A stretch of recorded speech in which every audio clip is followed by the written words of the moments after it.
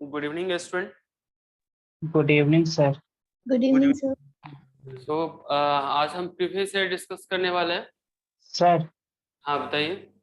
Sir ये कह रहे ना कि एक दिन सफिशिएंट नहीं है प्रीवियस ईयर करने के लिए। सर 1-2 दिन का आप टाइम दीजिए, आप टॉपिक पढ़ा दीजिए जो है, और यस बाकी सर। हम लोग 2 दिन में कर ले, तब आप ले लीजिए। ऐसे हो नहीं पाया है सर, बहुत पक्का? लोड हो गया। हाँ यस सर सर। पक्का। आप एक 2 दिन का टाइम दीजिए हम लोग को। ठीक है वेडनेसडे ठीक को है। सो सर आज पक्का। मंडे है। 3 दिन का हम संडे टाइम है। ले लेते हैं। उसमें आप क्या कीजिए कि पहले तो प्रीवियस ईयर कीजिए, प्रीवियस ईयर हो हाँ जाए उसके बाद फिर आप असाइनमेंट शुरू कीजिए। तो 3 दिन के हाँ बाद फिर हम क्या करेंगे, यानी पहले प्रीवियस ईयर फिर असाइनमेंट डिस्कस करेंगे। और यस आपको सर। जहां भी जिस क्वेश्चन में भी डाउट हो, तो जिस दिन डाउट डिस्कशन क्लास हो उसमें छोटा सा भी क्वेश्चन क्यों नहीं हो आप पूछ लीजिए, तो उससे फिर होगा क्या कि आपका डाउट क्लियर हो जाएगा। ठीक। Yes sir. ठीक यस यस है सर। सर। फिर आज हम yes thank theory you discuss sir. Good evening करेंगे। Sir. Good evening. Good evening sir. So next topic है सिंगल स्लिट डिफ्रैक्शन, या पहले तो डायफ्रैक्शन है क्या।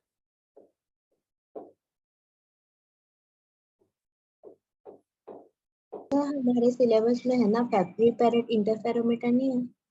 क्या करें आप, कौन सा? Fabry Perot interferometer. समझ में नहीं आ रहा। अच्छा फैब्री पैरोट। हाँ फैब्री हाँ। पैरोट ना जैम टीएफआर जस्ट इस समय नहीं है, वो बीएचयू कभी कभी पूछता है, अब हालांकि वो भी नहीं पूछता। तो होगा क्या कि ये हमें अभी नहीं पढ़ना है। जब आप डीयू वाला जैसे जैम के बाद जो एक यानी क्लासेस शायद शॉर्ट टर्म चलती है उसमें होगा, या नहीं तो फिर वो यानी हमारा जैम टीएफआर का सिलेबस नहीं है। ओके। हाँ वो वाला पार्ट आप छोड़ सकते हैं। फैब्री पैरोट ये। सो डायफ्रैक्शन में है क्या कि होता क्या है। इंटरफ्रेंस में अभी तक आपने क्या समझा, इंटरफ्रेंस को अगर आप कंक्लूड करेंगे तो उसको क्या कह सकते हैं कि ये है क्या, हमने क्या सब पढ़ा इंटरफ्रेंस में। जब कभी सर दो लाइट का, लाइट। लाइट एनर्जी का रीडिस्ट्रीब्यूशन हम लोग पढ़े हैं। जब कहीं भी मीडियम में वेव सुपरपोज करती हैं तो लाइट की एनर्जी वापस से रीडिस्ट्रीब्यूट हो जाती है, कहीं मैक्सिमम तो ये कहीं थोड़ा बहुत ज्यादा टेक्निकल हो गया, मुझे ना यानी सिंपल लैंग्वेज में कुछ बताइए। कोई बताइए कि अभी हमने इंटरफ्रेंस में हमने क्या यानी समझा कि क्या होता है, हमने क्या सीखा अभी तक। सिंपली सुपरपोजिशन तक तो। हाँ संभव ये कि जब कभी दो दो लाइट। डिफरेंट आप बताइए। दो डिफरेंट सर, हमें या तो मतलब दो डिफरेंट सोर्सेज हम क्रिएट करते हैं और उनके थ्रू हम फ्रिंजेस देखते हैं, पैटर्न इंटरफेरेंस पैटर्न देखते हैं। हमें दो चाहिए होता है उसमें, लीस्ट दो चाहिए, एक से नहीं कर सकते। हाँ एक तो ये भी है। दूसरा चीज ये कि जब कभी दो लाइट आपस में मिक्स करता है ना, जैसे इकलौता कोई लाइट है ठीक है, अब अगर उसके साथ कोई दूसरा मिक्स करेगा तो क्या सब होगा, वो सारा हमने डिस्कस किया ना। जैसे अगर वो सेम पोलराइज स्टेट में होगा तो फिर मीडियम में इंटेंसिटी चेंज हो जाएंगे। डिफरेंट पोलराइजेशन जैसे एक एक्स की तरफ है दूसरा वाई की तरफ है, वो अगर मिक्स होगा तो इंटेंसिटी अनचेंज रहेगा, फिर उसके डिफरेंट सिचुएशन बन सकते हैं वो। तो जनरली था क्या कि मिक्सिंग ऑफ लाइट था कि जब कभी दो लाइट आपस में मिक्स होगा तो फिर क्या होगा। डायफ्रैक्शन में हम क्या डिस्कस करेंगे कि जैसे सपोज कीजिए कोई लाइट कहीं से गुजर रहा था, राइट, पास हो रहा था। पास होते हुए जैसे अगर हम डेली लाइफ में देखें तो इंटरफेरेंस था कि जब कभी दो आदमी आपस में मिल रहे थे तो मिलने के बाद क्या क्या पॉसिबिलिटी थी।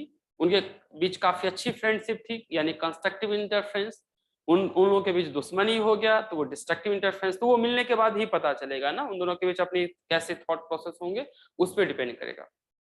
तो इंटरफेरेंस समहाउ मिक्सिंग था। डायफ्रैक्शन क्या है कि सपोज कीजिए कि जब कभी कोई वेव गुजर रहा है ना, अब किस रास्ते से होके गुजर रहा है, किस शहर से होके गुजर रहा है, राइट, तो वो उस सबका इंफॉर्मेशन लेते जाएगा। जैसे जब कभी हम ना कहीं पास करते हैं किसी स्ट्रीट से या किसी ब्रिज से या किसी रोड से या किसी सिटी से, तो जब भी हम पास थ्रू होते हैं तो उसके बारे में बहुत सारा इंफॉर्मेशन हमारे दिमाग में आ जाता है ना। उस सारी की यस सर। कंडीशन हमारे पास आती है। फिर रास्ता जैसा होता है वैसा हम क्या करते हैं, बेंड करते हैं या फिर यानी इधर उधर मुड़ते हैं। लाइट के साथ भी ऐसा ही है कि वो अभी किस सरकमस्टेंस से पास होके आया है। जैसे आपके पास अभी लाइट जो आया है वो अभी कहाँ और किस तरीके से होके गुजरा है, उस सबके बारे में इंफॉर्मेशन लेना वो डिफ्रैक्शन है।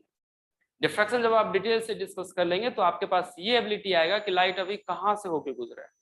क्लियर है बच्चे लोग। फिर उस सब के बारे में सब कुछ इंफॉर्मेशन आपको पता चल जाएगी। जैसे किसी घर के बारे में पता करना है यानी कोई चीज पता करना है, उसी पे लाइट फॉल करवाइए। लाइट वहां से जब वो भी डिफ्रैक्टेड होगा यानी उससे इंटरेक्ट करेगा, जब वापस आएगा उस लाइट को एनालाइज कीजिए, तो फिर आपको पता चल जाएगा कि वो अभी चीजें है क्या, कहाँ से होके गुजरा है।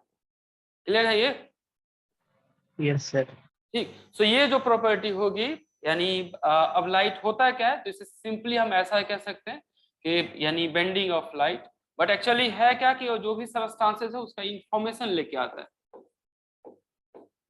सो बेंडिंग ऑफ लाइट, या ये कोई भी वेव हो सकता है, लाइट वेव और वेव थ्रू ए स्लिट या ऑब्स्टेकल। स्लिट मतलब होता है ट्रांसपेरेंट, ऑब्स्टेकल मतलब होता है कोई ओपेक पार्ट। जैसे देखिए कि अगर सपोज कीजिए यहाँ एक स्लिट था, यहाँ एक स्लिट था, ठीक। अब अगर सब आपने कोई एक ऐसा लाइट लिया यहाँ, आपको क्या लग रहा है कि अभी ये ग्लास है, यानी ग्लास यहाँ तक है, ठीक, ग्लास यहाँ तक है। आपको लग रहा है कि अगर यहाँ से लेजर लाइट पास करूं तो ये इसके कारण बेंड हो जाएगा इतनी दूर के बाद? नहीं। ठीक, ऐसा नहीं लग रहा ना। जैसे ये ऐसा है कि सपोज कीजिए कि एक घर का छत है और नीचे ग्राउंड फ्लोर है, बीच में अगर आपने पत्थर फेंका तो पत्थर की मूवमेंट घर और ग्राउंड के बीच के जो छत का फ्लोर है उस पर डिपेंड कर रहा है। अगर सपोज कीजिए आप उस दोनों को पास ला जा रहे हैं तो उस पे पत्थर का मूवमेंट जो होगा वो चेंज होगा, ऐसा यानी इमेजिनेशन करना होगा। बट होगा क्या कि यहाँ जैसे आप लोगों ने कहा कि आंसर नहीं, ऐसा नहीं होगा, ठीक। क्या चाहिए? तो इसमें क्या होगा कि एक्चुअली ऐसा होता है, आसपास भले ये टच नहीं कर रहा हो, थोड़ा सा दूर भी हो, बट ये लाइट ना यानी इसके सराउंडिंग में ये कितने दूर पे था उस पर डिपेंड करेगा। और यहाँ से जो लाइट होंगे, जैसे सपोज कि यहाँ आया, ये लाइट पार्सली बेंड हो सकता है, यहाँ से जो भी लाइट जा रहा है वो पार्सली बेंड होगा, डिफरेंट डिफरेंट। और होगा क्या, एक और स्ट्रेंज फिनोमेना होगी, जैसे जब कभी यहाँ से सपोज कीजिए एक बीम जा रहा था, ये एक बीम, और लाइट अगर यानी बेंड होता है तो आप कह सकते हैं ना कि रिफ्रैक्शन हुआ है। Yes light sir. Bending of light को रिफ्रैक्शन भी कहते हैं ना। हाँ, जब मीडियम चेंज हाँ, हो। तो बट होगा क्या कि मीडियम क्या था, सेम था, मीडियम डिफरेंट है तब रिफ्रैक्शन होता है ना। Yes sir. लेकिन अभी ये सपोज कीजिए कि ये यहाँ पे खाली एयर था, खाली एयर था, बीच बस थोड़ी दूर पे था ग्लास, तो भी यहाँ पे क्या बेंडिंग होगा। दूसरा काम आप ये कर सकते हैं कि ठीक है, सपोज कीजिए कि आपने यहाँ पे ग्लास भी रख दिया, ये ओपेक ग्लास है, जैसे यहाँ तक तो ओपेक वाला पार्ट है, ये ओपेक वाला पार्ट है और ये ट्रांसपेरेंट है, तो तब आप कह सकते हैं कि हाँ सर वो बेंडिंग हो रहा है। लेकिन बेंडिंग होकर रिफ्रैक्शन से कितने लाइट निकलते हैं, एक रेज बेंड होकर कितने रेज में बदलता है? एक रेज में ही एक कहीं रेज में। लेकिन यहाँ क्या हो सकता है कि एक रेज ये था और ये बेंड होकर के डिफरेंट में बदल सकता है, एक रेज से मल्टीपल रेज निकल सकते हैं, राइट। सो होगा क्या कि जब कभी लाइट पास होगा तो मैंने कहा कि बेंडिंग होता है किसके अक्रॉस, स्लिट के अक्रॉस, स्लिट मतलब कि कोई एक छोटा सा होल है उसके अक्रॉस बेंड होगा, या ऑब्स्टेकल कोई होगा। जैसे देखिए ऑब्स्टेकल का मतलब ऐसा कि स्लिट के भी एजेस पे बेंडिंग होती है ना। क्या करें आप? स्लिट के भी एजेस पे बेंडिंग होती है ना। अच्छा, इस एज के अलोंग? हाँ, मतलब एजेस पे बेंड होगा ना, लाइक नहीं नहीं, एक्चुअली ये ना मिड एयर में भी बेंड हो सकता है, वो डिपेंड करता है कि यानी इसके यानी साइज क्या है, यानी इस दोनों की स्लिट की साइज क्या है, तो मिड एयर में ही, मिड एयर में भी हो सकता है। जरूरी नहीं है कि ये एजेस के पास ही हो, एजेस के पास तो हमारा वो क्लासिकल पिक्चर हो जाएगा। जैसे देखिए कि इतना बड़ा होल है और अगर हमने एक छोटा सा इसमें यानी एप्पल फेंका जो होल के साइज से काफी कम है, तब तो आपको लग रहा होगा कि एप्पल ना अनडिविएटेड जाएगा। एप्पल कहाँ बेंड होगा, तो अगर ये इस एज पे पड़ेगा तो एप्पल बेंड हो जाएगा, ऐसा लग रहा है ना। मैटर यानी क्लासिकल अप्रोच तो ऐसा हो सकता है ना कि एप्पल अगर एज पे फॉल हो तो बेंड होगा। क्लासिकल में तो ये था ना कि रेज क्रीप जा रही है, तो वहां पर तो बेंडिंग का कॉन्सेप्ट ही नहीं आया। तो ये भी कॉन्सेप्ट तो मैं तभी बोल रही हूँ जब एजेस पे वो बेंड हो रहा है, आई मीन कुछ ऐसा। अच्छा ये देखिए वो अभी आपने जो पढ़ा है उसे थोड़े दूर के छोड़ करके ये मुझे बताइए आप कि अगर सपोज कीजिए एक एप्पल में बीच से गुजारता हूँ, आपको लग रहा है कि बेंड होगा यहाँ अपर्चर के कारण? नहीं होगा ना। एप्पल अगर मैं ये इस एज के पास थ्रो करता हूँ, अब आपको लग रहा है कि एप्पल थोड़ा सा डिस्टॉर्टेड यानी लाइन में जाएगा, थोड़ा सा बेंड होके लाएगा? डेली लाइफ के लिए मुझे बताइए, जिस एंगल से फेंका है उसके हिसाब से। ऐसा लग रहा है ना कि अगर बेंड यानी एज पे अगर एप्पल फेंके तो वो थोड़ा सा बेंड होगा नीचे या हाँ ठीक है सर। ऐसा ऐसा लग रहा है, ठीक। बट होगा क्या, मैं क्या कह रहा हूँ कि यहाँ से जब कभी आप स्लिट की साइज समथिंग है, अगर आप इसके थ्रू कोई ऑब्जेक्ट यानी थ्रो कीजिए, तो अगर वो वेव नेचर का होगा, या होगा क्या कि जैसे पार्टिकल नेचर में तो बेंडिंग की कोई एक्सपेक्टेशन नहीं, बेंडिंग तभी होगा पार्टिकल नेचर में जब इसके एजेस से स्ट्राइक होगा। वेव नेचर में ऐसा नहीं है, वेव नेचर में ये भले फार अपार्ट हो, अगर इससे पास होकर गुजरता है, इससे थोड़ा सा दूर भी स्लिट हो, तो भी वहां पे बेंडिंग होगा। हाँ ये होगा कि बेंडिंग प्रोमिनेंट होगा अगर उसकी साइज काफी ज्यादा छोटी हो लैम्डा के टर्म्स में, राइट, या बेंडिंग यानी काफी कम होगा अगर उसकी साइज लैम्डा के कंपैरिजन में काफी ज्यादा हो, तो बेंडिंग हमेशा होता है। वेव का कॉन्सेप्ट क्या है कि इसके अक्रॉस जब कभी एक यानी क्या कहते हैं, यानी अगर स्लिट आ जाए तो बेंडिंग होंगे। वो स्लिट जरूरी नहीं है कि सिर्फ एज के अक्रॉस ही होगा, हर एक पॉइंट से बेंडिंग होगा, सिर्फ एज के अक्रॉस नहीं होगा। दूसरा जैसे देखिए कि अभी तो ये ट्रांसपेरेंट, से कुछ साइड पे स्ट्रेट भी जाएगी ना, क्या करें आप इस जैसे, पाथ से चल रही थी। हाँ हाँ बताइए दोबारा कहिए क्या कह रहे हैं आप? सर कुछ स्लाइड तो स्ट्रेट भी जाएगी ना जो हाँ, वेव। कुछ लाइट स्ट्रेट भी जाएगा, हाँ ये चीज यहाँ पे मैं ड्रॉ करना छूट गया, कुछ लाइट जो होगा वो स्ट्रेट भी जाएगा, स्ट्रेट भी जाएगा। यहाँ से जो लाइट होगा ना एक्चुअली वो यानी डिफ्रैक्टेड होके हर एक डायरेक्शन में जाएंगे, हर एक डायरेक्शन में। और जैसे किसी ने अभी बेंडिंग वाला कहा था ना कि बेंडिंग सिर्फ एज के अक्रॉस होगा, अगर सपोज कीजिए कि बेंडिंग सिर्फ एज के अक्रॉस वाला अगर हम थ्योरी ले, तो इसका मतलब बेंडिंग सिर्फ होके इधर जाएगा, या अगर यहाँ से एज के अक्रॉस होगा तो इधर जाएगा। जबकि होगा क्या कि ये बेंड होके ये पूरे जगह जाता है, तो इसका मतलब हर एक जगह से बेंडिंग हो रही होगी। बेंडिंग वाली फेनोमेना सिर्फ एज के अक्रॉस नहीं होता, ये पूरे इंटायर स्लिट पार्टिसिपेट करता है बेंडिंग में, ठीक। सो अभी तो उस स्लिट की बीच का जो डिस्टेंस है वो काफी कम होगा ना, मतलब कि इसके वेवलेंथ के कंपैरिजन में, या फिर वेवलेंथ के बराबर होगा? अच्छा यहाँ बीच वाले में आप कह रहे हैं?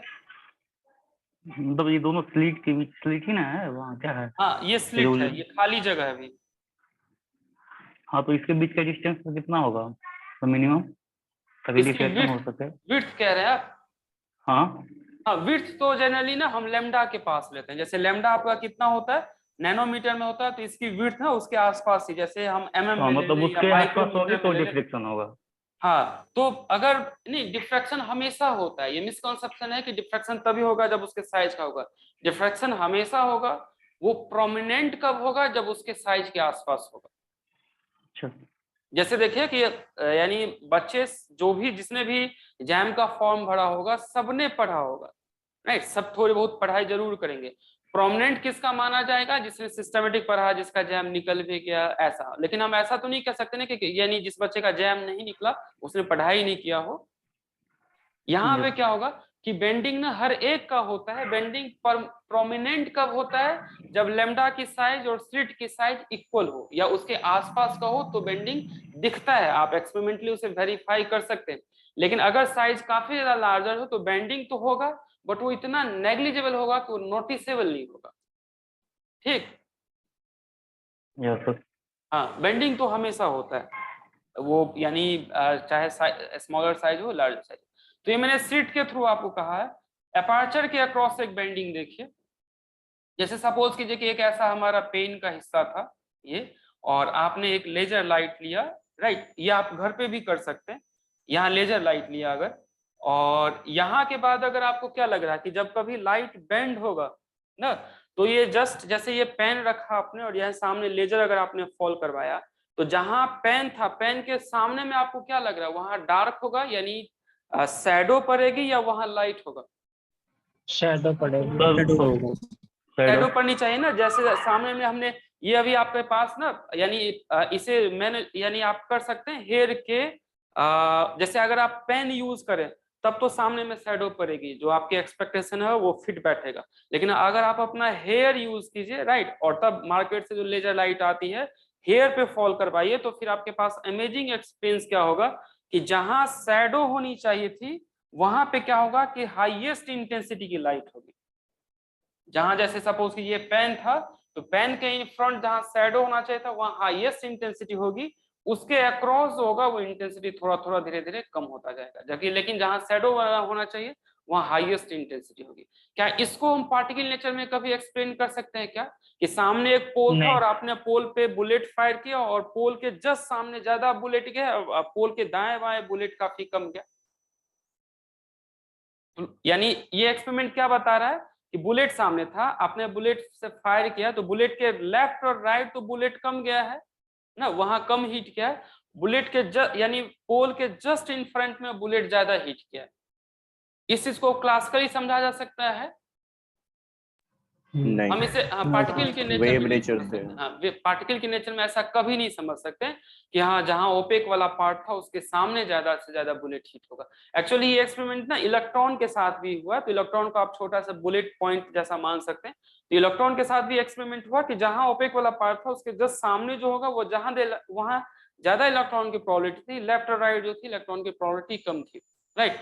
सो ये सारा ये इसका मतलब कि वेव का ना इनहेरेंट नेचर है, इंट्रिंसिक नेचर है, जिसको हम यानी लॉजिक में डिफाइन नहीं कर सकते कि ऐसा क्यों हो रहा है, राइट। हम ये कह सकते हैं कि भाई ठीक है ऐसा फिनोमेना है वेव के साथ, यानी बेंडिंग की फिनोमेना है, जब कभी उसके पास स्लिट आती है या अपर्चर आता है तो वो फिर उसके थ्रू बेंड हो जाता है। क्योंकि पोल के पास जैसे सपोज कीजिए ये सामने में पोल था और उसके इन फ्रंट आपको हिट करना, ये तभी हो सकता है ना जब आपने बुलेट फायर किया और बुलेट ऐसे घूम के पीछे गया हो पोल के जस्ट बीच में हिट करने के लिए। Yes sir. ना जैसे देखिए Yes, sir. अगर सपोज कीजिए कि यानी कोई ना पोल के उस साइड खड़ा हो और मुझे उसे गोली मारनी है तो नहीं पॉसिबल है, लेकिन बोली से मारना हो तो पॉसिबल है क्या? बोली मतलब? बोली मतलब अगर मैं उसे खरी खोटी सुनाना Yes, हो, sir. हाँ सर। Yes, अच्छा, हाँ हाँ हाँ। पोल के जस्ट बैक में गोली तो नहीं जाएगी, बोली चली जाएगी, है ना? Yes sir. जी हाँ, सर। अब बताइए कि बोली क्यों जाएगी, गोली क्यों नहीं गई? गोली क्योंकि पार्टिकल सर नेचर वेव था नेचर है और जो इसका। बोली कौन सा नेचर था हमने जो बोला था? Wave nature.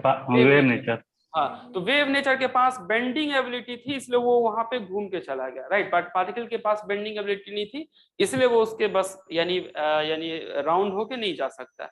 आया समझ में ये कि दोनों हम अभी डिफ्रैक्शन में पढ़ेंगे क्या और डिफ्रैक्शन का बेसिक इंस्टिंक्ट क्या है।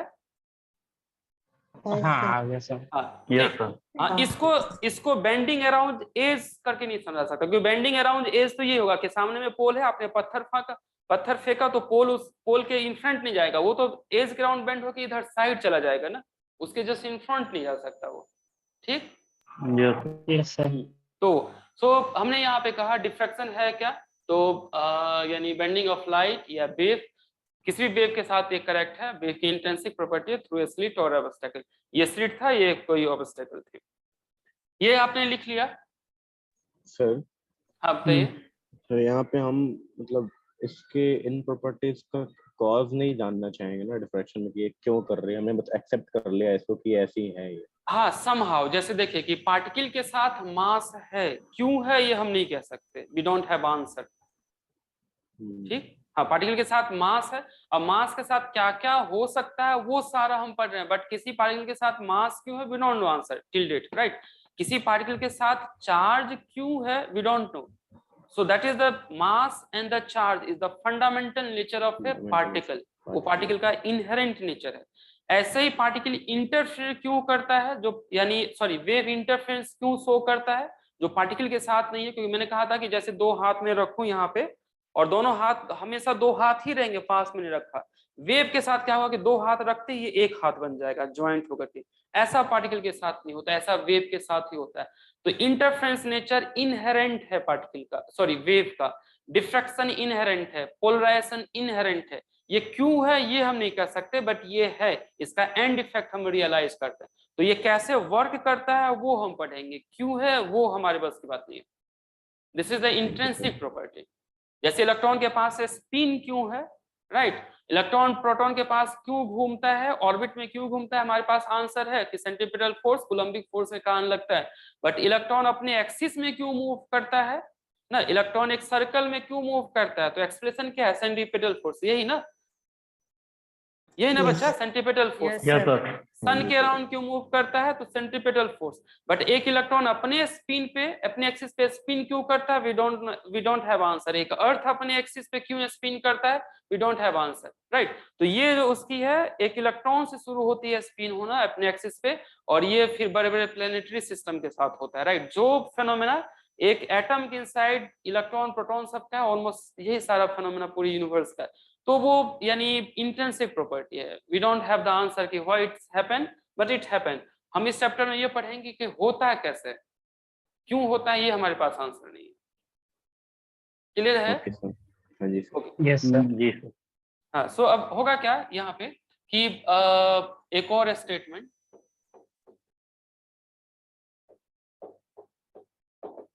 Diffraction effect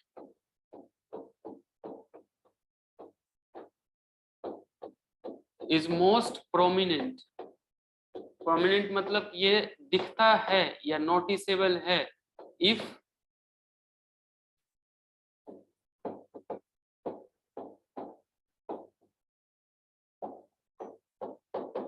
size of the slit is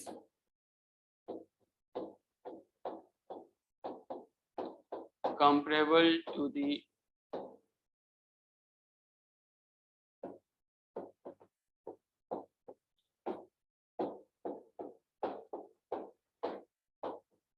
size of wavelength. जैसे देखिए यानी इसको आप मैथमेटिक्स ऐसे कह सकते हैं कि ए स्लिट की साइज अगर लैम्डा के आसपास हो तो फिर क्या होगा कि डिफ्रैक्शन इफेक्ट मोस्ट प्रोमिनेंट होगा।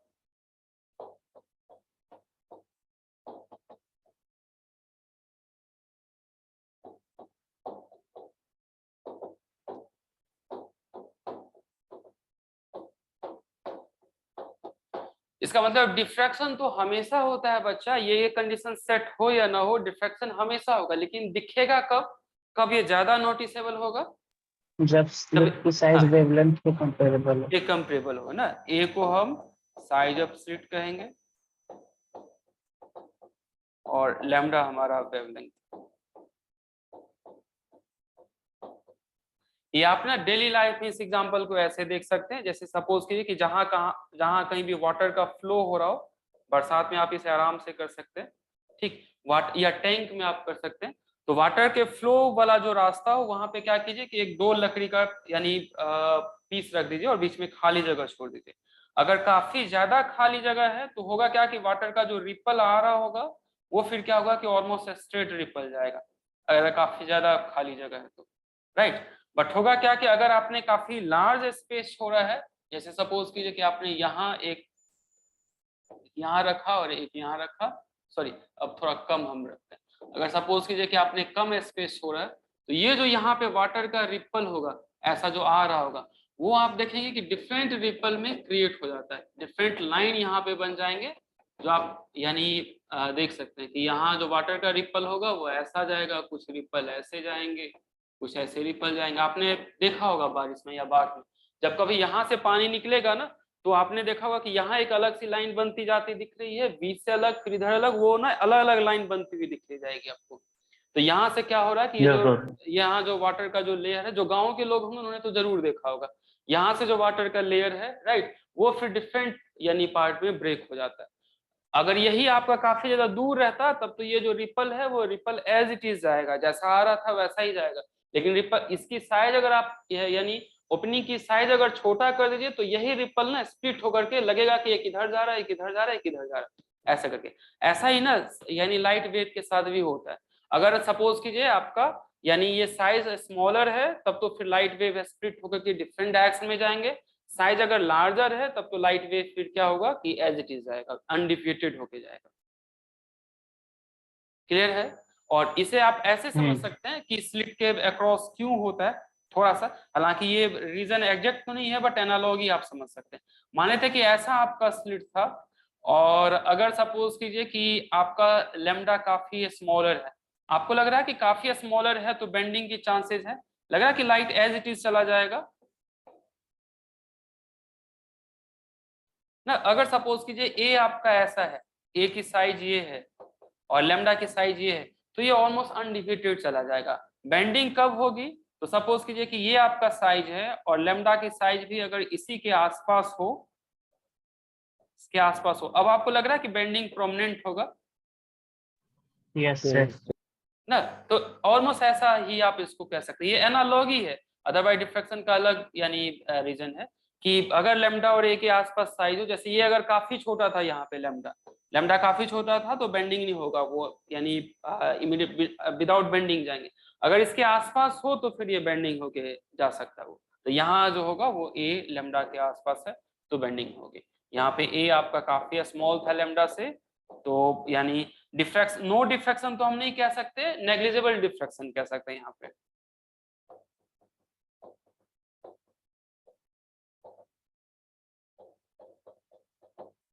और अगर आपका ए लेमडा के आसपास है तो हम डिफ्रैक्शन होगा बट प्रोमिनेंट होगा। तो डिफ्रैक्शन हमेशा होगा बट डिपेंड करता है कि सिचुएशन कैसा है। यही रीजन है कि साउंड का डिफ्रैक्शन आप हम डेली लाइफ में ज्यादातर देखते हैं, क्योंकि साउंड का वेवलेंथ क्या होता है, तो यहाँ पे वेवलेंथ ऑफ साउंड, किसी को पता है ये लेमडा किसके आसपास होता है? साउंड का वेवलेंथ 1 मीटर के आसपास होता है। इसका मतलब इसको बेंड होने के लिए कितने विड्थ की जरूरत है? तो 1 मीटर, 2 मीटर, लगभग 1 मीटर ना, तो ये उसके आसपास के अक्रॉस बेंड हो जाएगा। जैसे अगर आपका पोल का साइज सपोज कीजिए कि 5 सेंटीमीटर था या 10 सेंटीमीटर था, तो साउंड उसके अक्रॉस बेंड हो जाएगा। आपका दरवाजा का साइज कुछ था, तो जब कभी आप बोलेंगे तो दरवाजे के पीछे कोई छुपा हो, वहां तक वो साउंड जा सकता है, बेंड होके चला जाएगा। लेकिन होगा क्या कि लाइट की वेवलेंथ क्या होती है, तो लाइट का वेवलेंथ लगभग नैनोमीटर में होता है या एंगस्ट्रॉम में होता है ना, लाइट का वेवलेंथ।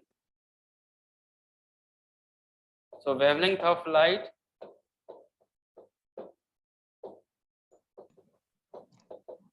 ये जो होगा वो एंगस्ट्रॉम में होगा या नैनोमीटर में होगा। तो मुझे बताइए कि हमारे डेली लाइफ में जो भी साइज होंगे ऑब्जेक्ट का, उसके अक्रॉस कौन सी आपको यानी डिफ्रैक्शन ज्यादा दिखेगा? लाइट का डिफ्रैक्शन ज्यादा दिखेगा या साउंड का? साउंड का। साउंड का। साउंड का। और ये हमारे लिए ग्रेट रिलीफ है कि अगर हम घर में झगड़े करें तो पड़ोसी को आवाज जा सकती है ना, वो यानी सुन सकते हैं, डिफ्रैक्शन इफेक्ट है। लेकिन लाइट का भी डिफ्रैक्शन इफेक्ट होता, प्रोमिनेंट होता, तो हमारे लिए काफी परेशानी होती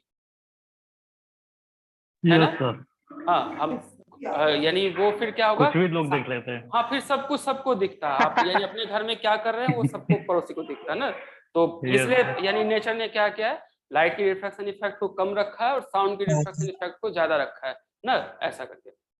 क्लियर है बच्चे लोग? यहाँ पे आप लिख सकते हैं कि therefore the diffraction effect of sound is more prominent in comparison of light। एक बार प्रीवियस ईयर में कभी पूछा गया कि किसका ज्यादा इफेक्ट होगा, तो साउंड का ज्यादा होगा क्योंकि उसका वेवलेंथ ज्यादा होता है। ये पार्ट लिख लिया आप लोगों ने? 1 मिनट। हाँ No, लिख sir. दिया। No sir. हाँ, लिख लीजिए।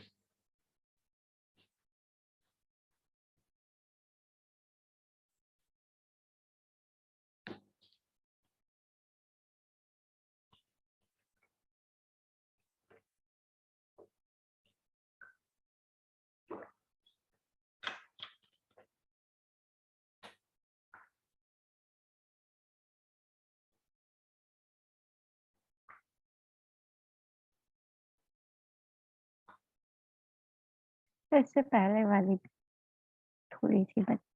इसे पिछला वाला क्या? हाँ सर, हो गया, थैंक यू। ओके।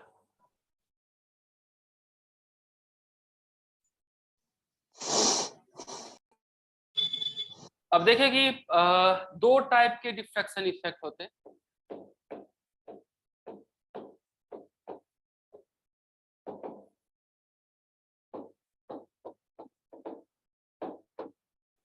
एक को हम कहते हैं फ्रेनेल,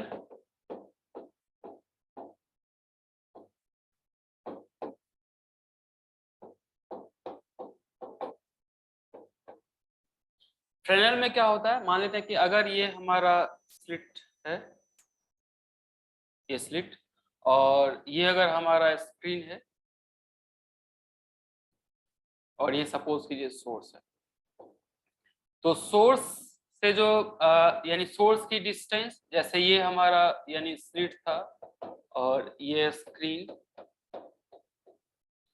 तो यहाँ हम फ्रेनेल को कैटेगराइज करते हैं कि if separation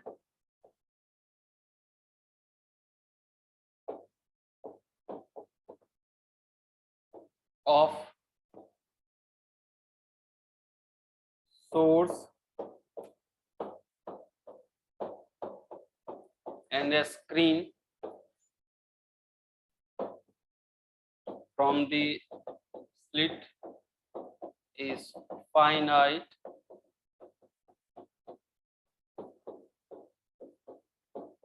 it is called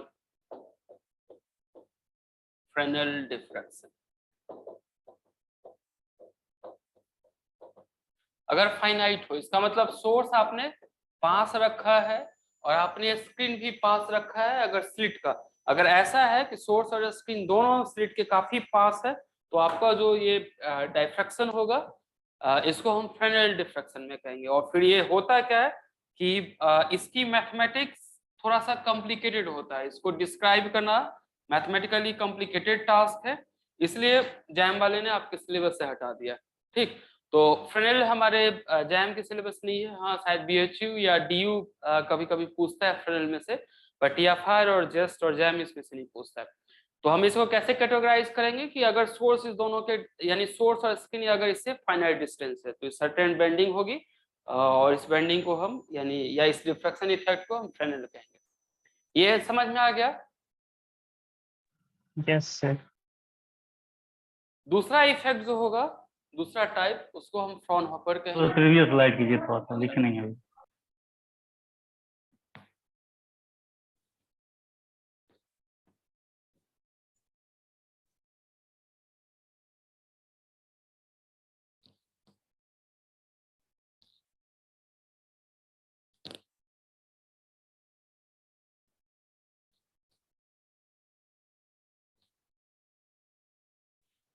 okay sir.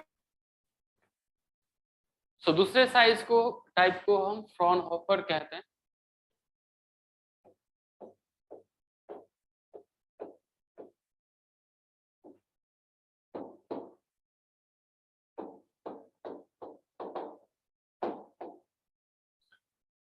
Fraunhofer में क्या होता है कि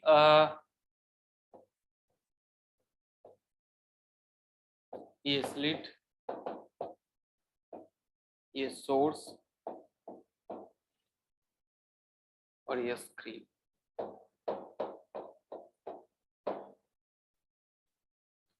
so if separation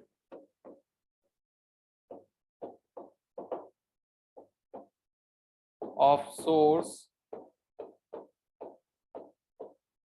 and a screen is infinite from slit,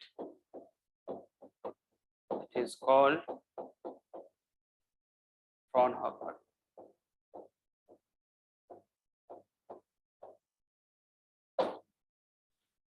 तो फ्रेनेल हमने क्या कहा था, जब ये स्लिट और स्क्रीन यानी स्लिट से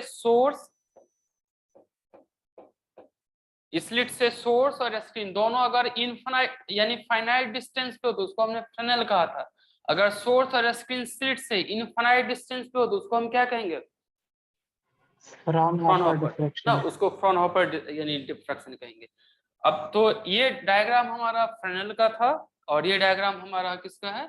फ्रॉनहोफर का है, जहां पे सोर्स और स्क्रीन कितने डिस्टेंस पे? इनफाइनाइट डिस्टेंस पे। अभी आपको यहाँ पे लग रहा है कि सोर्स इनफाइनाइट पे है, यहाँ और यहाँ के कंपैरिजन में? हम एक्चुअली किसी सोर्स को इनफाइनाइट पे नहीं रख सकते हैं ना, ऐसा लैब नहीं बनाया जा सकता ना जहाँ पे सोर्स इनफाइनाइट पे हम रख दें और सामने स्क्रीन भी इनफाइनाइट को, इसलिए हमें इनफाइनाइट साइज की लैब बनानी पड़ेगी। तो फिर हम इसे कैसे करते हैं? एक तरीका है क्या, एक्चुअली एग्जैक्टली इनफाइनाइट तो नहीं, जैसे देखिए कि अगर सोर्स हमारा यानी स्टार है, काफी दूर है, तो दूर से जब कभी लाइट आती है तो लाइट कैसा आ जाता है? पैरेलल आता है ना। तो जब कभी लाइट अगर पैरेलल आए, इसका मतलब वो कहाँ से आ रहा है? इंफिनिटी से आ रहा है। इंफिनिटी। तो हम समझेंगे कि सोर्स ऑलमोस्ट कहाँ रखा है, इंफिनिटी पे। तो दो तरीका है, या तो आप कोई लाइट यानी कोई सोर्स यानी इन्फिनाइट पे हो, जैसे कोई स्टार है या सन है, वहां वाली आप लाइट यूज करें तो ऑब्वियसली वो लाइट क्या होगा, पैरेलल होगा। या ऐसा भी कोई लाइट जो पैरेलल वेव फ्रंट हो, तो उसको हम क्या कहेंगे कि ऑलमोस्ट इन्फिनाइट पे। या दूसरा तरीका क्या है कि अगर आपके पास सपोज कीजिए पॉइंट सोर्स है भी, जैसे पहले जो फ्रेनेल वाला था वहां पॉइंट सोर्स अगर आपके पास है, बट अगर इस पॉइंट सोर्स पे आप एक यानी लेंस रख दीजिए जिसके फोकल लेंथ पे, तो यही लाइट फिर क्या लेंस कैसा कन्वर्ट कर देगा इस यानी इस लाइट को पैरेलल बना देगा। पैरेलल बना देगा तो स्लिट को क्या लगेगा कि लाइट पैरेलल है, इसका मतलब स्लिट को फीलिंग क्या आएगी कि लाइट कहाँ से आ रहा है, इनफिनिट से। तो ये समहाउ स्लिट ऐसा एक्सपीरियंस करेगा कि लाइट अभी इनफिनाइट पे है, तो ये फ्रॉनहोफर कंडीशन को सेटिस्फाई कर देगा। नेक्स्ट यहाँ से जब कभी लाइट सपोज कीजिए पैरेलल कोई निकला, जैसे यहाँ से मान लेते हैं कि लाइट ये निकला ऐसा, ये मुझे बताइए कि ये लाइट आपस में कहाँ मिलेगा, किस पॉइंट पे ये लाइट मिक्स होगा। एक पैरेलल लाइट कहाँ पे मिलता है, कहाँ पे सुपरपोज होता है, इनफिनिटी नाइट पे ना, क्योंकि इधर आसपास वो नहीं मिलेगा। तो यहाँ से जब कभी एक लाइट जा रहा है सपोज कीजिए सर्टेन एंगल पे बेंड होके, ये लाइट होना क्या चाहिए, इन्फिनाइट पे बेंड होना चाहिए। और इन्फिनाइट पे बेंड होने के लिए फिर स्क्रीन हमें क्या रखना पड़ेगा, इन्फिनिटी पे रखना पड़ेगा। अब मान लेते हैं कि इसको अगर हमने एक लेंस रखा यहाँ पे, ये लेंस सपोज कीजिए ऐसा इस पॉइंट पे अगर हमने लेंस रखा, तो पूरे चांसेज हैं कि ये यानी अगर फोकल लेंथ पे यानी लेंस की अगर ये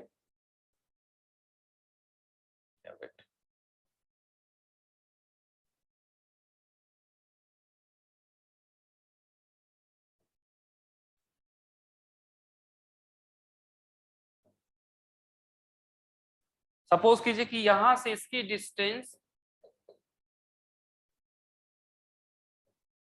ये डिस्टेंस अगर फोकल लेंथ पे है, तो ये फोकस यानी एक लेंस क्या करता है, पैरेलल रेज को कहां पे फोकस करता है, अपने फोकल पॉइंट पे फोकस करता है ना। तो ये लेंस ये जो पैरेलल रेज आ रहा था उसको अपने फोकस पॉइंट पे फोकस कर देगा।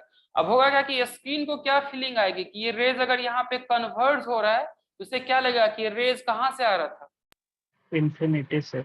इन्फिनिटी से, क्योंकि हमने क्या कहा कि एक पैरेलल रेज कहाँ पे जाके मिलेगा, इन्फिनिटी पे मिलेगा। और अगर ये रेज यहाँ पे मिल जाए तो स्क्रीन को क्या फीलिंग आएगी कि ये रेज कहाँ पे है, तो ये इन्फिनिटी से आ रहा है ना। या फिर स्लिट को लगेगा क्या कि ये अभी स्क्रीन कहाँ पे रखा हुआ है, तो इन्फिनाइट डिस्टेंस पे रखा हुआ है। क्लियर है ये सब पैरेलल रे फोकस पे तब कट करती है ना जब प्रिंसिपल एक्सिस के पैरेलल जाए। हाँ। तो एक्चुअली ये साइज ना काफी कम होता है, यहाँ मैंने इसे रिप्रेजेंटेटिव पर्पस बताई, बट ये साइज ना माइक्रोमीटर में होता है। और अगर सपोज कि आप ऐसा रखते हैं तो फिर क्या होगा, साइज उसकी माइक्रो नैनोमीटर में होगी। और ये आधा लेंस क्यों बनाया है? क्या आधा नहीं, आधा नहीं है, ये पूरा है। ये बस अच्छा। पेंटर की प्रॉब्लम है, अदरवाइज ये पूरा लेंस। क्लियर है बच्चों लोग, समझ में आ गया कि ये इसे हम फ्रेनेल को किस तरीके से फ्रॉनहोफर में कन्वर्ट कर लेते हैं।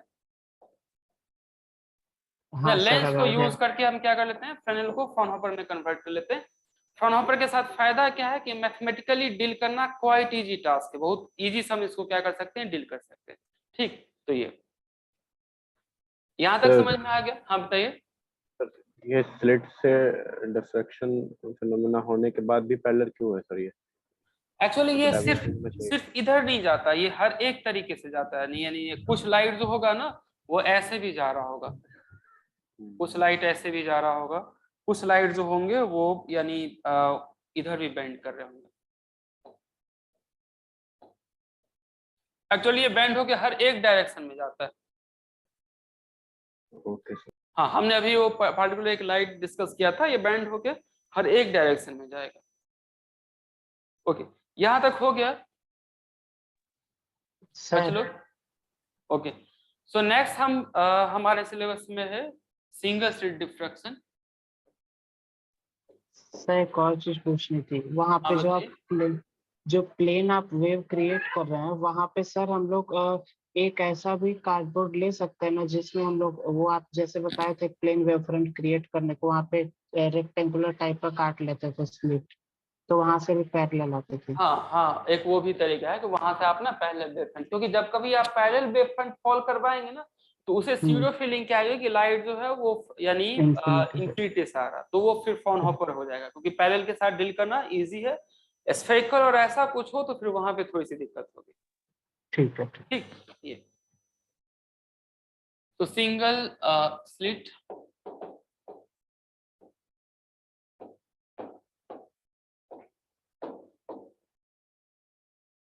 Fraunhofer diffraction.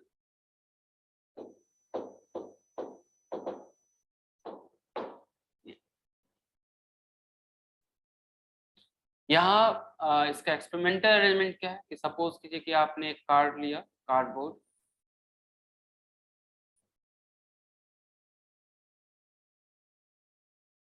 मान लीजिए हमने यहाँ एक कार्डबोर्ड लिया और कार्डबोर्ड को यहाँ से हमने एक स्लिट यहाँ पे कट किया ऐसा, और यहाँ सपोज कि इससे दूर थोड़ा सा स्क्रीन था ऐसा, और स्क्रीन की जो अरेंजमेंट है यानी अलाइनमेंट है वो इस तरीके से कि ऐसा एक्स एक्सिस की तरफ है, वर्टिकल जो है वो वाई की तरफ, ये अलाइनमेंट है। यहाँ से अगर सपोज कीजिए कि लाइट आप ऐसे फॉल करवाते,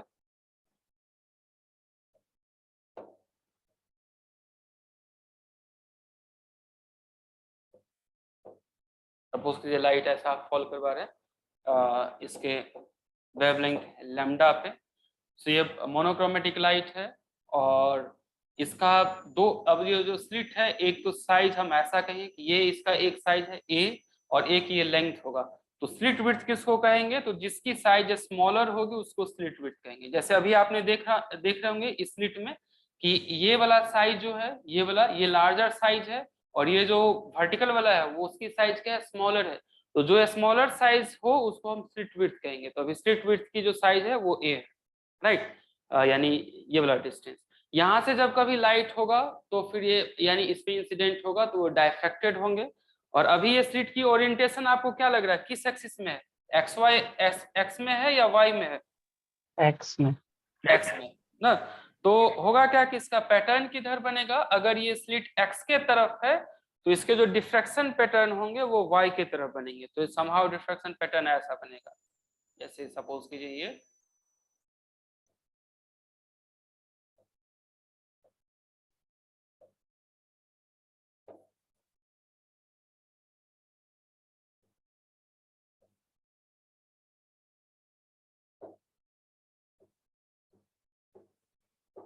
ऐसा, उसकी धीरे धीरे ग्रेजुअली साइज होगी, घटती जाएगी। तो अगर स्लिट आपका यानी एक्स के तरफ है तो ये जो बेंडिंग होगी वो वाई के तरफ होगी, यानी जिधर स्लिट विड्थ है उसके अक्रॉस बेंडिंग हुआ, तो स्लिट विड्थ अभी वाई के तरफ था तो लाइट जो फॉल करेगा वो वाई के तरफ बेंड होगा।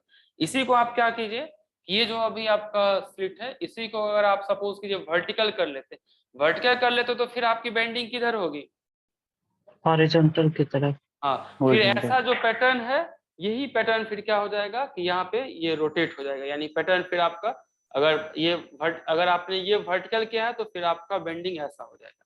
तो ये आपसे कॉन्सेप्चुअली पूछा जा सकता है कि स्लिट की साइज कैसी है, फिर बेंडिंग कैसी होगी। क्लियर है बच्चों लोग? यानी लाइट जो बेंड होता है वो अक्रॉस द स्लिट होता है, यानी light is diffracted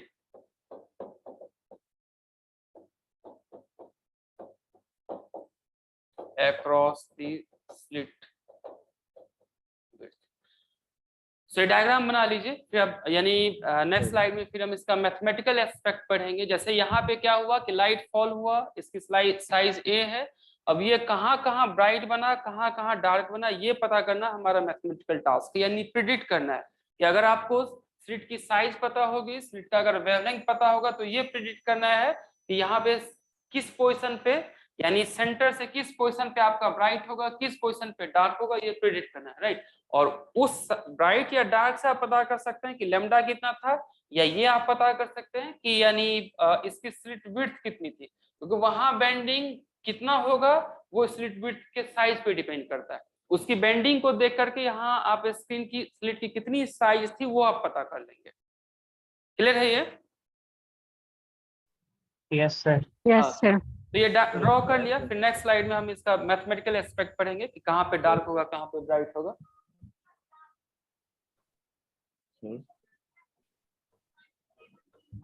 hello sir. आप बताइए। इसमें मतलब हम इतने मतलब माइक्रो क्या नैनो लेवल पे हम स्लिट्स को सर कैसे डिस्टिंग्विश कर पा रहे हैं कि वो मतलब कौन से वाले पैटर्न देख के करेंगे ना कि कौन से वाला ज्यादा छोटा है, मतलब कौन से वाला जो डायमेंशन है ज्यादा छोटा ए है या हाँ, फिर जैसे देखिए आपने ब्लेड देखा है ना, ब्लेड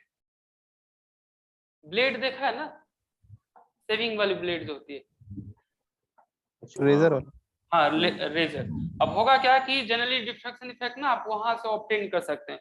तो यानी इसका जो पार्ट है आप क्या कीजिए, उसे यानी ब्रेक कर लीजिए। ऐसे होते हैं ना दो साइड से, एक इधर से भी एक इधर से, उसको ब्रेक कर लीजिए और उसको थोड़ा सा यानी आप इस तरीके से अरेंज कर लीजिए। ठीक, अब होगा क्या कि इस दोनों साइज को अगर आप पास पास लाते हैं, आपको क्या लग रहा है उसके बीच कितना स्पेस होगा?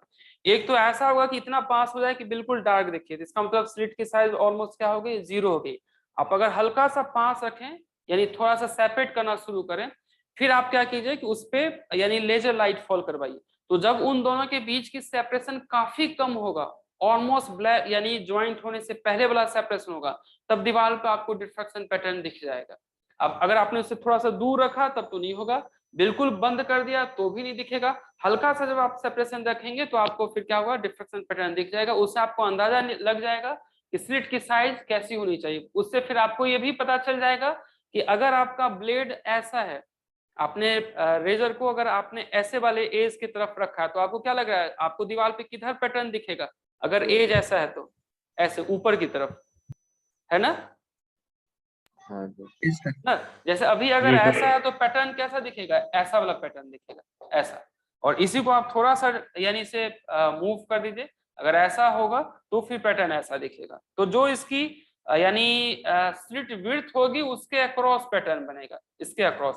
जैसे ये देखिए, ये स्लिट की लेंथ है, तो जिधर ज्यादा लेंथ होगा उसके अक्रॉस नहीं होगी, जिसकी जिधर ज्यादा विड्थ होगी उसके अक्रॉस होगा। एक्चुअली ये अनसर्टेनिटी प्रिंसिपल फॉलो करता है। तो अनसर्टेनिटी प्रिंसिपल से आप इसको इस तरीके से समझ सकते हैं। जैसे देखिए, अगर हम अनसर्टेनिटी प्रिंसिपल लिखे तो इसके तरफ जो होगा तो वो होगा हमारा पी वाई, और यहाँ पे डेल्टा वाई। और अनसर्टेनिटी प्रिंसिपल कहता है क्या है कि ग्रेटर देन क्या होना चाहिए, एच कट बाई 2 होना चाहिए। जब कभी लाइट यहाँ पे फोटोन फॉल करेगा इस पे, तो आपको क्या लग रहा है कि यानी इसके एजेस पे, जो ये एज है ना, एक तो फोटोन ऊपर की तरफ मूव करेगा और एक फोटोन यानी सपोज कीजिए यहाँ और यहाँ मूव किया। ठीक, ये जो ब्लू वाला पोजीशन है स्क्रीन यानी स्लिट का, वहां फोटोन की कितनी स्पीड होगी, इसको आप एग्जैक्टली बता सकते हैं क्या? वहां फोटोन की स्पीड लाइट के बराबर होगा, यहाँ और यहाँ जो खाली जगह है ना, तो वहां फोटोन हाईएस्ट स्पीड से जाएगा। तो होगा क्या कि वहां पे मोमेंटम एग्जैक्ट कितना है वो पता पाना मुश्किल है। तो होगा क्या कि यहाँ पे यानी मोमेंटम में अनसर्टेनिटी काफी यानी ज्यादा है। यहाँ ब्लू वाले पे मोमेंटम में अनसर्टेनिटी ज्यादा है। जो फोटोन येलो वाले पॉइंट पे हिट, जो ये फोटोन येलो वाले पॉइंट पे हिट कर रहा होगा, उस फोटोन की स्पीड कितनी होगी, 0 हो गई होगी, जो जस्ट थोड़ा सा एज पे हिट कर रहा होगा। जो फोटोन यहाँ पे हिट कर रहा होगा येलो वाले पॉइंट पे, उसकी स्पीड ऑलमोस्ट 0 हो गई होगी। और अगर स्पीड 0 हो गई तो उसका मोमेंटम में अनसर्टेनिटी कितना हुआ होगा, ऑलमोस्ट फाइनाइट हो गया होगा, क्योंकि हमें सबको पता है कि हिट क्या होगा तो उसकी स्पीड 0 हो जाएगी। तो अगर मोमेंटम में यानी अनसर्टेनिटी फाइनाइट है, तो फिर अनसर्टेनिटी किस में ज्यादा हो जाएगा, पोजीशन। हाँ, पोजीशन में हो जाएगा। तो पोजीशन में ज्यादा हो जाएगा, इसका मतलब क्या हुआ कि इसके अक्रॉस जो लाइट की बेंडिंग होगी वो ज्यादा होगी, वो अनसर्टेन ज्यादा होगा। इसके अक्रॉस मोमेंटम में कोई रेस्ट्रिक्शंस नहीं है, इसलिए मोमेंटम यानी इसके तरफ पोजीशन में भी कोई बेंडिंग नहीं आएगी। इसके तरफ वेलोसिटी में या मोमेंटम में रेस्ट्रिक्शन है, इसलिए पोजीशन की बेंडिंग ज्यादा होगी। ठीक, यहाँ वेलोसिटी में रेस्ट्रिक्शन कम है, तो फिर पोजीशन में बेंडिंग जो होगी यानी पोजीशन में जो होगा, पोजीशन जो होगा वो रेस्ट्रिक्टेड होगा। इधर वेलोसिटी की रेस्ट्रिक्शन नहीं है ना, फोटोन की इधर जाने की कोई रेस्ट्रिक्शन है इसके अक्रॉस? No sir. हाँ, तो इधर अगर उसके मोमेंट की रेस्ट्रिक्शन नहीं है तो पोजीशन रेस्ट्रिक्टेड होगा, फिर पोजीशन इसके अक्रॉस बेंडिंग होगा। इधर वेलोसिटी की रेस्ट्रिक्शन है तो पोजीशन में रेस्ट्रिक्शंस कम होगा, तो समहाउ इसको अनसर्टेनिटी प्रिंसिपल से भी आप डिफाइन कर सकते हैं कि ये इसके अक्रॉस ही क्यों बेंडिंग हो रहा है। ठीक, सर अगर स्क्वायर ले लेते हैं इसका डायमेंशन तो फिर वो चारों तरफ बेंडिंग होगा। अगर आप स्क्वायर ले लेते हैं ऐसा साइज का, ऐसा अगर ले लेते हैं, तो फिर ये एक्स और वाई दोनों में रेस्ट्रिक्टेड होगा, तो दोनों में बेंडिंग होगा। सर स्लिट के शेप पे उसका फ्रिंज का शेप डिपेंड करेगा सर।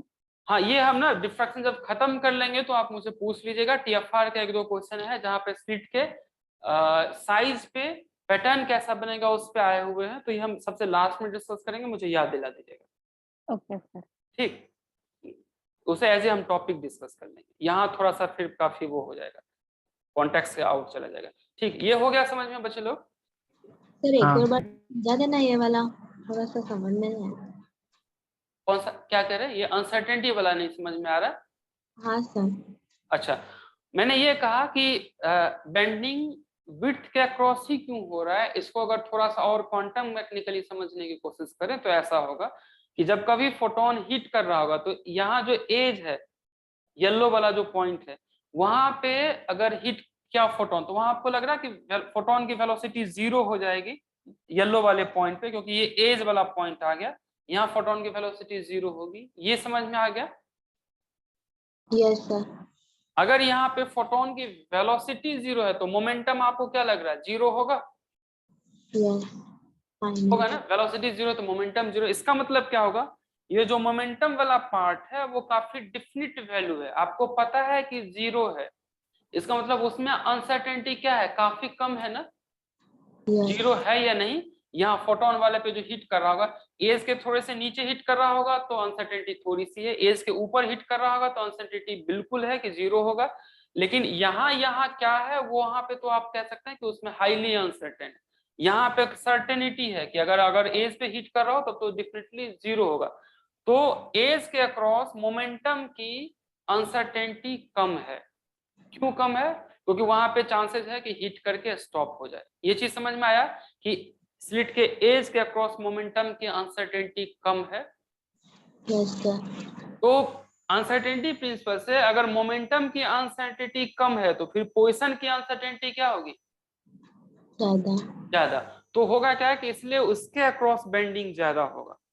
उसके अक्रॉस पार्टिकल कहाँ बेंड होके जाएंगे, उसकी अनसर्टेनिटी ज्यादा होगी, या बेंडिंग आप कह सकते हैं कि उसके अक्रॉस ज्यादा होगा। Okay sir. ठीक, ऐसा। ये लिख लिया आप लोगों ने? हाँ लिख चुके हैं। यहाँ 1-2 लाइन में लिख देता हूँ कि इस चीज से आप रिलेट कर पाए कि मोमेंटम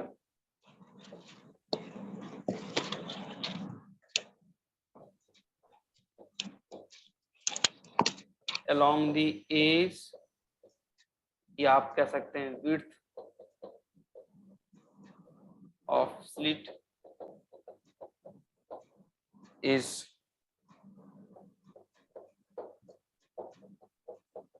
restricted, therefore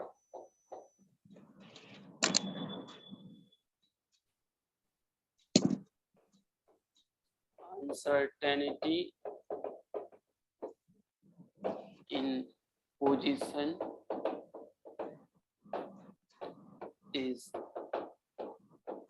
higher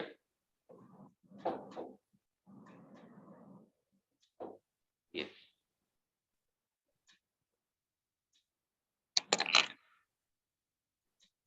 ये लिख लिया? Yes sir. So momentum along the edge या width of slit is restricted, therefore uncertainty position is higher, और बेंडिंग जो होगा यानी इसलिए वो उसके अक्रॉस होगा। अनसर्टेनिटी हायर है, इसका मतलब बेंडिंग ज्यादा होगा। therefore raise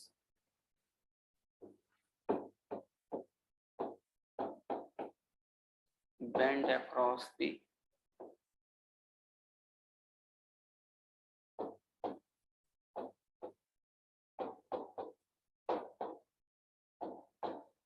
width of slit। अब आपको पता क्या करना होगा इसमें कि इंटेंसिटी कितना होगा किसी भी पॉइंट पे, स्किन पे इंटेंसिटी कितना होगा। सो इंटेंसिटी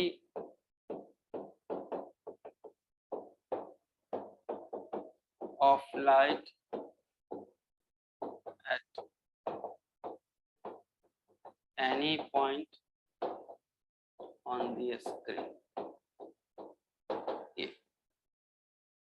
यानी अगर आप एक सिंगल स्लिट यहाँ पे यूज करते हैं, सिंगल स्लिट की अरेंजमेंट कैसी है वो पीछे मैंने आपको बता दिया है, ये जस्ट रिप्रेजेंटेशन पर्पस है ऐसा, राइट। यानी इसका मतलब क्या होगा कि ये जो है वो लार्जर एज है जिधर मैंने यानी जिसकी साइज ज्यादा था, और ये जो है वो स्मॉलर एज है। तो मान लेते हैं कि ऐसा एक स्लिट है, लाइट आपने ऐसा फ्लो यानी इस पे फॉल करवाया।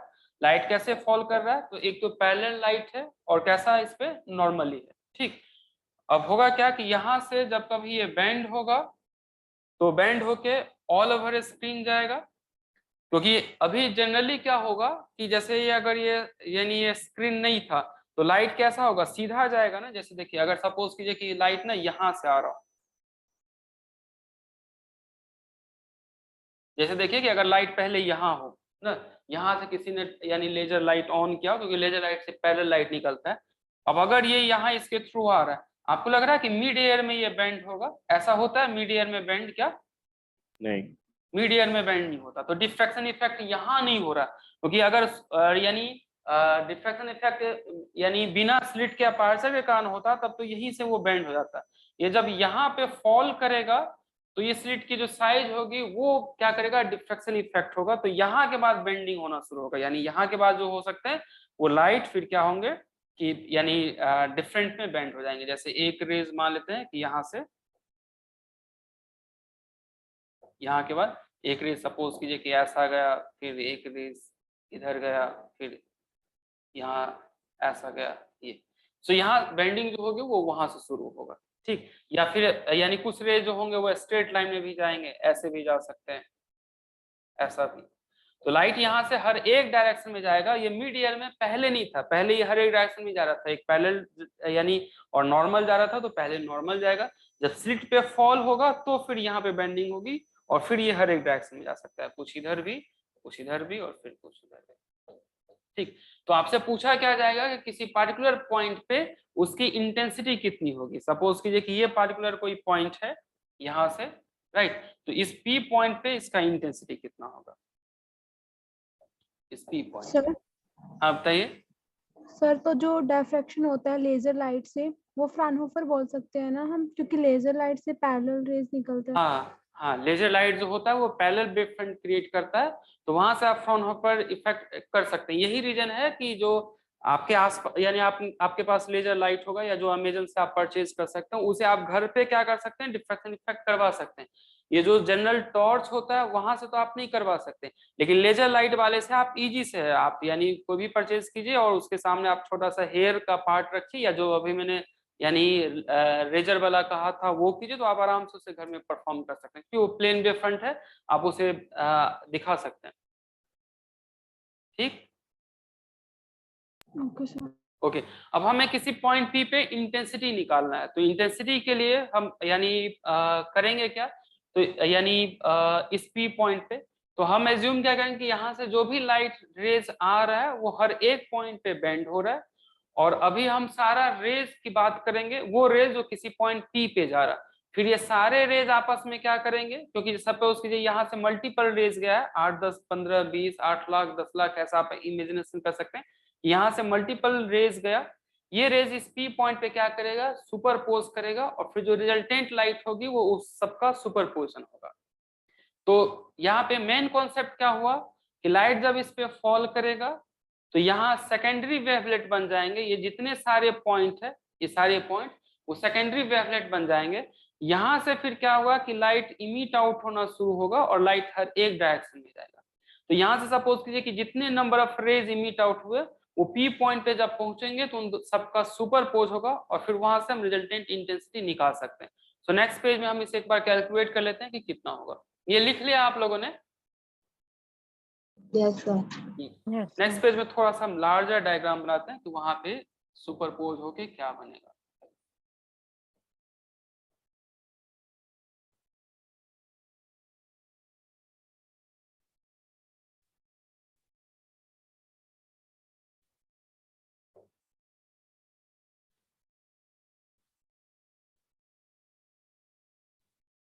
यहाँ से हम एज्यूम करते हैं कि डिफरेंट रेज निकल रहा है।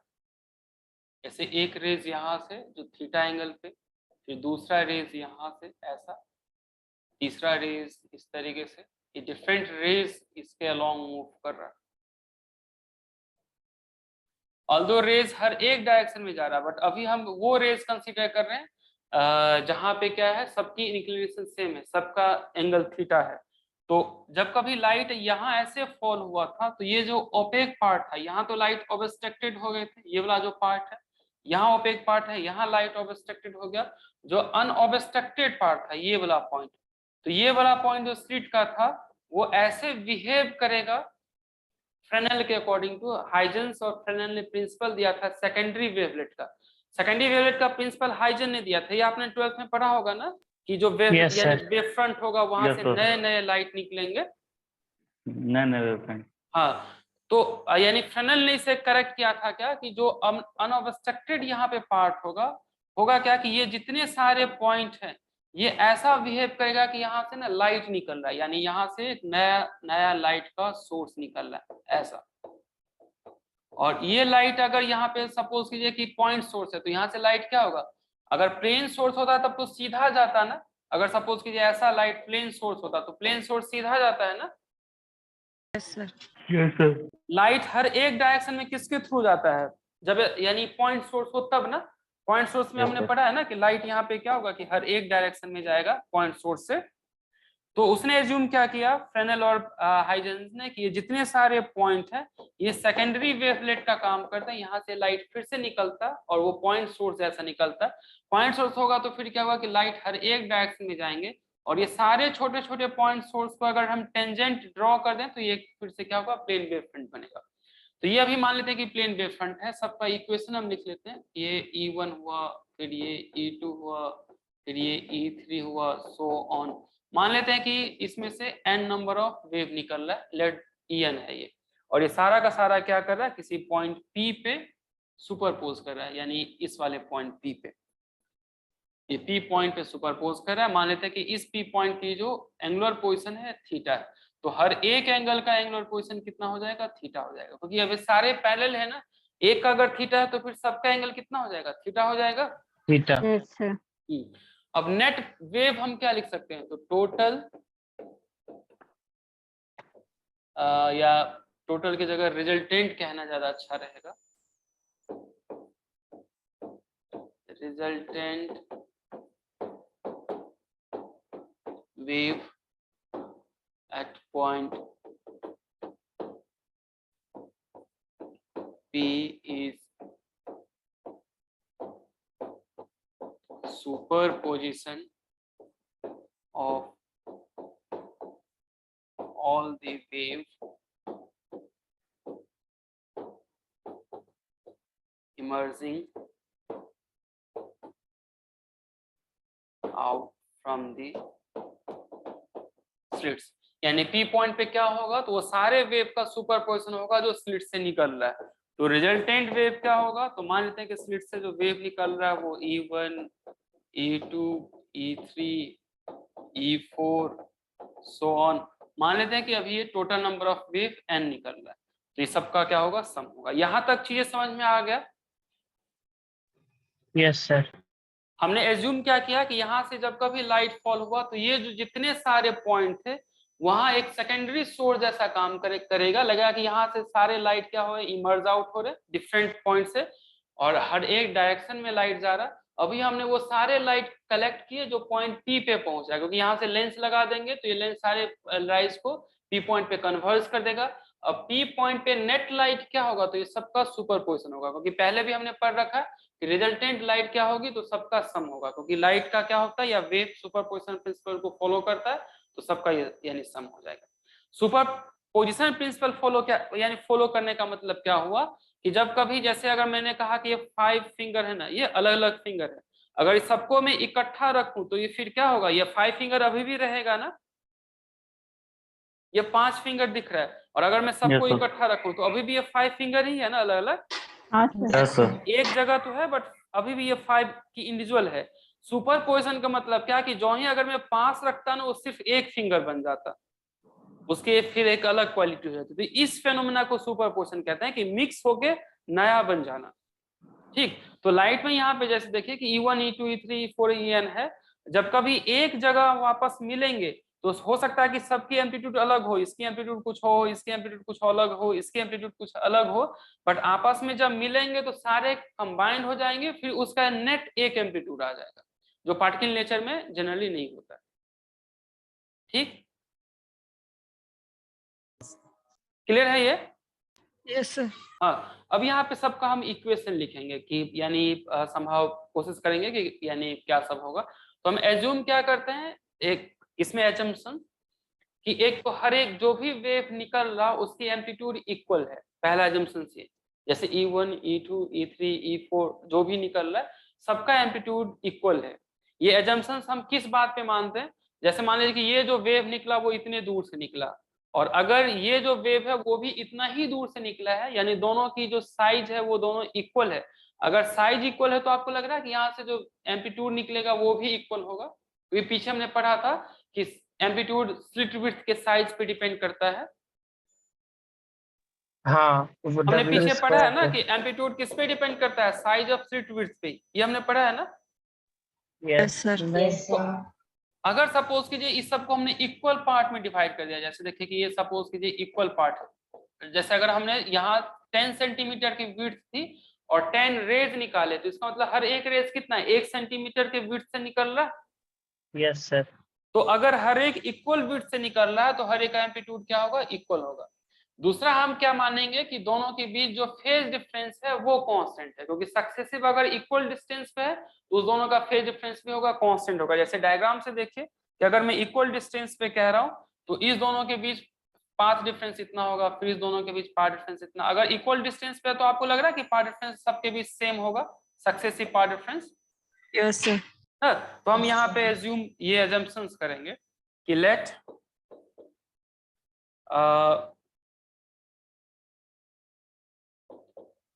all the emerging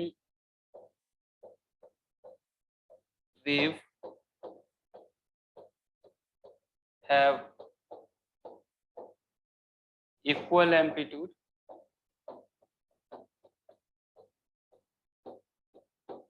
E naught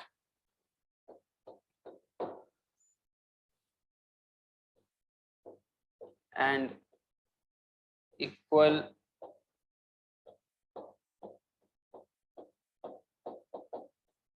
successive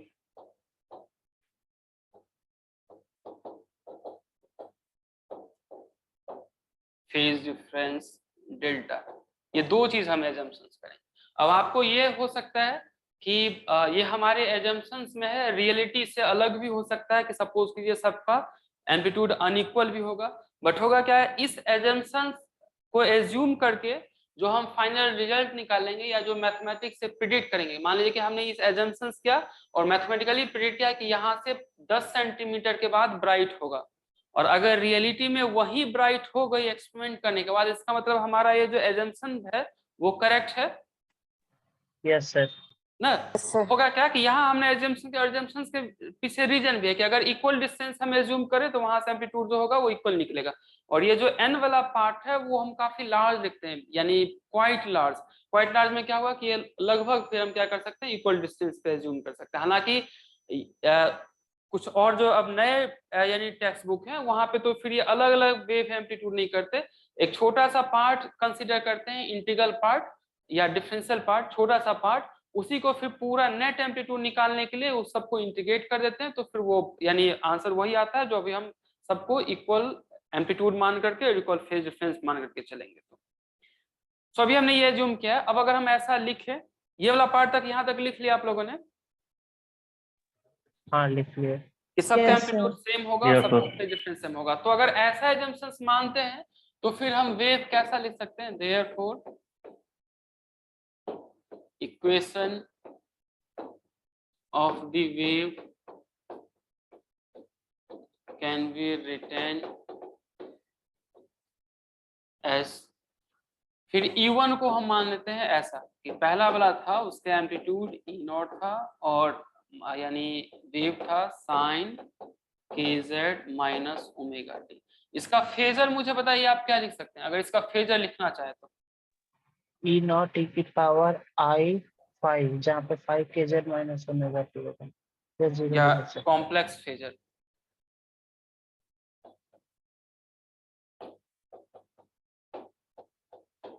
so complex phasor में सिर्फ लिखा जा सकता है ई नॉट आई और यहाँ पे डेल्टा की वैल्यू 0, तो यहाँ पे हम सिर्फ लिख सकते हैं इसे ई नॉट। अभी हमने डेल्टा 0 माना है और फेज ये केजर माइनस ओमेगा टी।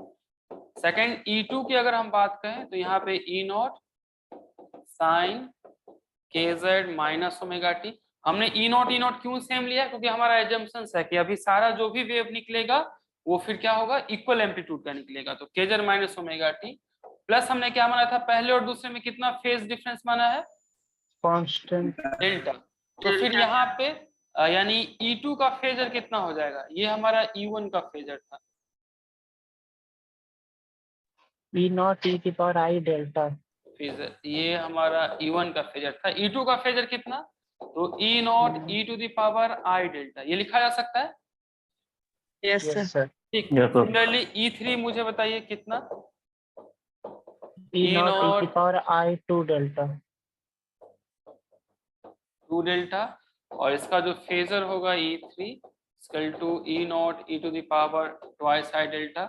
सिमिलरली आप n के लिए लिख सकते हैं, सो En का वैल्यू ई नॉट ई की power i n minus 1 delta, ऐसा लिखा सकता है n-1 डेल्टा, और यहाँ पे En की वैल्यू यानी E naught E to the power और n-1, या फिर पहले हम आयोटा लिख लें,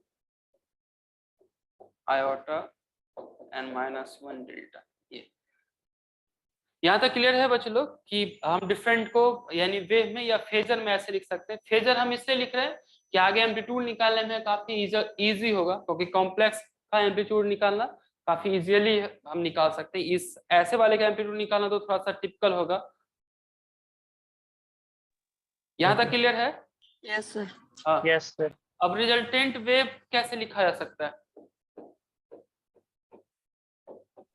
सबका सम कर देंगे। सबको सम, तो रिजल्टेंट वेव होगा E equal to E naught, दूसरा का क्या E naught E to the power i delta, तीसरा कितना E to the power 2 i delta, और E to the power 3 i delta, so on, last कितना E to the power iota n minus 1 delta, iota n-1 और delta. ये resultant wave हो जाएगा। अब इसी का अगर हम सम करें, टोटल सम, मुझे बताइए कैसे कर सकते हैं। टोटल सम जब होगा तो उसका एम्पलीट्यूड क्या होगा और फेज क्या होगा, टोटल सम का वेव क्या होगा? सर इसका फिर सम लिखना है। आपको क्या लग रहा है किस सीरीज में होगा ये? सर जीपी ना, ये जीपी सीरीज में। जीपी सीरीज का सम मुझे बताइए कितना आएगा? A1 माइनस r की power n upon 1 minus r।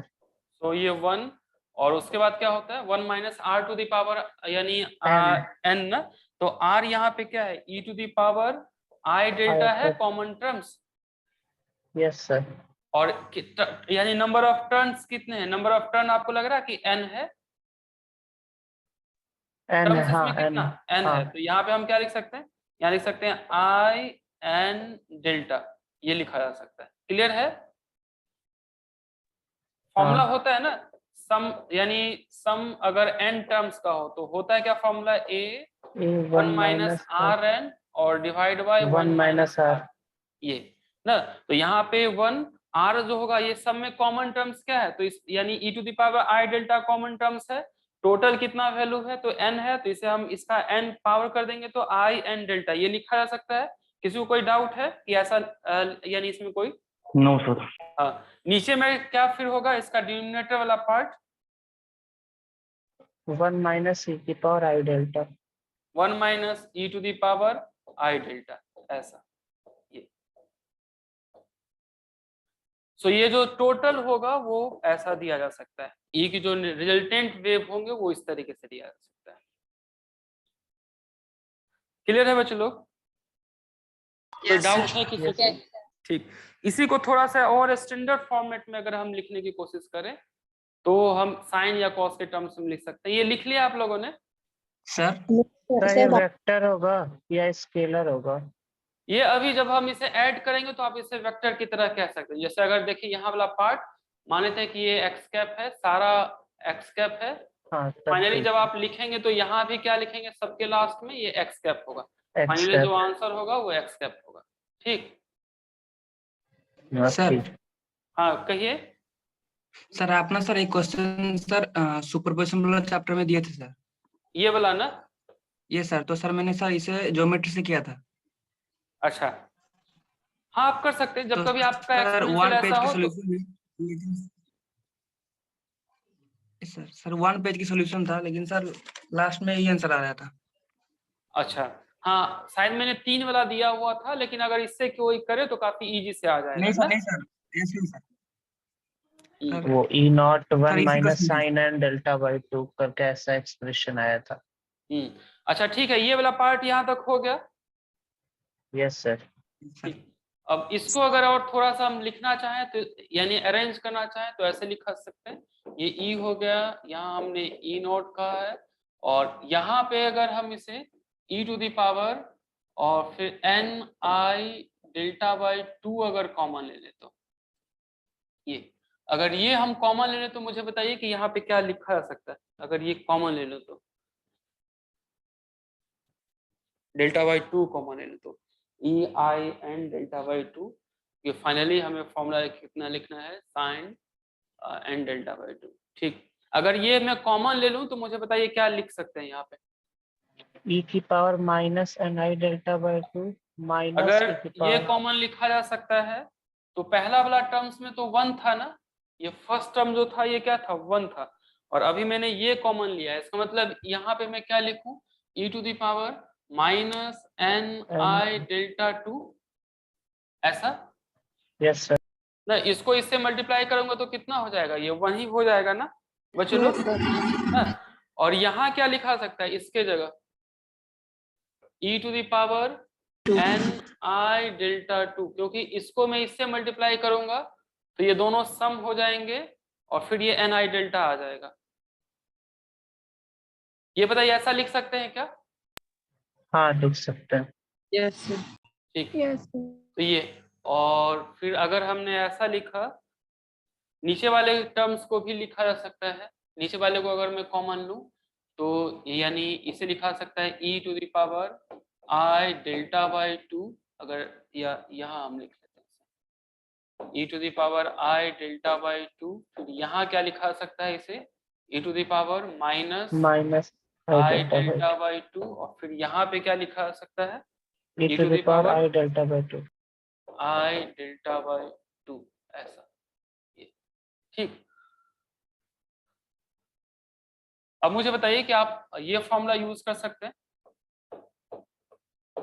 Using e to the power i delta minus e to the power minus i delta, ऐसा अगर फॉर्मूला होता है तो क्या होता है, या डेल्टा भी छोड़ के एक्स एक्स स्क्वायर में, अगर ये आई थीटा हो तो ऐसे को हम क्या लिखते हैं, 2 sin थीटा। 2 sin थीटा ऐसा लिखा जाता है ना, ऐसा अगर हो तो मुझे बताइए ऊपर वाले एक्सप्रेशन को क्या लिखा जा सकता है अगर ऐसा है तो? सर 2i sin थीटा होता है। ई नॉट, आपको लग रहा है माइनस माइनस हम कॉमन लेकर के इसको उल्टा कर सकते हैं ना, इसको यहाँ ला सकते हैं माइनस अगर कॉमन ले तो, और इसको यहाँ लिया जा सकता है माइनस कॉमन लेकर के, बताइए। Yes sir. Yes sir. तो और नीचे भी माइनस कॉमन लेना होगा तो माइनस माइनस फिर फाइनली प्लस हो जाएगा। हाँ हो जाएगा। हाँ, तो ऊपर वाले को थोड़ा सा अगर हम रीअरेंज करें तो आपका ऐसा फॉर्मूला आएगा, E to the power n i delta by 2, नीचे आ जाएगा E to the power i delta by 2 ये, और इसे क्या लिखा जा सकता है ऊपर वाले को लिखा जा सकता है 2 sin n delta by 2, n और डेल्टा बाई 2। नीचे वाले को sin delta by 2 2 sin delta by 2 ऐसा। आई भी होगा। आई डेल्टा नहीं, आई नहीं अब होगा, आयोटा होता 2i sin थीटा, हाँ आई कट जाएगा। आई कैंसल आउट हो जाएगा ना, अगर यहाँ से भी हम आयोटा, सपोज कीजिए आयोटा हम लेते हैं, बट इसका और इसका दोनों का कैंसल आउट हो जाएगा ना। हाँ हाँ वो तो ऐसा ही, ठीक। तो ये हमारा, ये मुझे बताइए, रिजल्टेंट एम्पलीट्यूड आया है या रिजल्टेंट वेव आया है? Resultant wave. रिजल्टेंट वेव ना, इसे थोड़ा सा और एक बार यानी बेटर से लिख लेते हैं। ये आ जाएगा ई नॉट और यहाँ पे साइन एंड यानी एन डेल्टा बाई 2, यहाँ पे साइन डेल्टा बाई 2, और ये वाला जो पार्ट होगा इससे लिखा जा सकता है कितना, इसे लिखा जा सकता है n -1 डेल्टा बाई 2। बच्चे लोग बताइए ये होगा या नहीं? यस सर, हो जाएगा। इसका मतलब मुझे बताइए कि ये जो पार्ट है रिजल्टेंट वेव का, रिजल्टेंट वेव का पार्ट है, इसका मतलब रिजल्टेंट वेव का एम्पलीट्यूड कहाँ तक है और रिजल्टेंट वेव का फेज कहाँ तक है, फेज कांस्टेंट कितना है रिजल्टेंट वेव का, और रिजल्टेंट वेव का एम्पलीट्यूड कितना है? Sir amplitude e naught sine n delta by 2 upon sine delta by 2 है। यहाँ तक लग रहा है आप लोगों को कि ये एम्पलीट्यूड वाला पार्ट है? Yes sir. किसी का जो हम फेजर लिखते हैं तो कैसे लिखते हैं, amplitude e to the power और फेज कांस्टेंट ना। यस इसका मतलब Yes, ये sir. एम्पलीट्यूड है और फिर ये वाला पार्ट कितना है, ये जो ये वाला पार्ट है ये, सर एक्सप्रेशन से आई आएगा ना एक आयोटा। हाँ आएगा बेट, आएगा। सो होगा क्या कि ये वाला पार्ट तो एम्पलीट्यूड है और ये वाला पार्ट क्या होता है, तो amplitude e to the power phase constant लिखते हैं हम। हाँ तो ये रिजल्टेंट वेव का एम्पलीट्यूड आ जाएगा और ये रिजल्टेंट वेव का फेज कांस्टेंट आ जाएगा, यानी n-1 delta by 2 resultant wave का फेज कांस्टेंट होगा और e to the power this whole the things resultant wave का एम्पलीट्यूड होगा। ये बात समझ में आई सबको? फेज सर रिपीट कर कांस्टेंट होगा दीजिए या एक बार। फेज होगा? फेज कांस्टेंट होगा, फेज तो केजर माइनस ओमेगा टी पूरा था ना, हाँ अभी हाँ तो हाँ हमने सिर्फ हाँ फेज कांस्टेंट लिखा है ना। आ गया सर। हाँ तो होगा क्या, इसको हम ऐसे लिख सकते हैं इस वाले पार्ट को, that is resultant that is amplitude of the resultant wave is। अब मुझे सिर्फ एम्पलीट्यूड बता दीजिए रिजल्टेंट वेव का क्या लिखा जा सकता है, ई आर की वैल्यू। तो हमने क्या निकाला, E naught by 2 sine sine n delta by 2 divide sine by delta by 2। Sine delta by 2, ऐसा ये रिजल्टेंट वेव का एम्पलीट्यूड है। एंड फेज कांस्टेंट, इसको हम एप्सिलॉन कहते हैं, ये कितना है, तो ये है n-1 डेल्टा बाई 2। अब देखिए इस दोनों इक्वेशन को और फिर मुझे बताइए कि अगर कहीं डाउट है तो। ये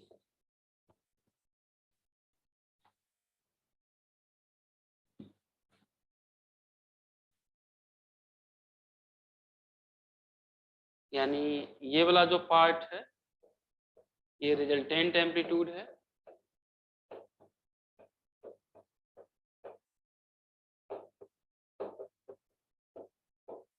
और ये वाला जो पार्ट है ये एप्सिलॉन है, ये रिजल्टेंट फेज।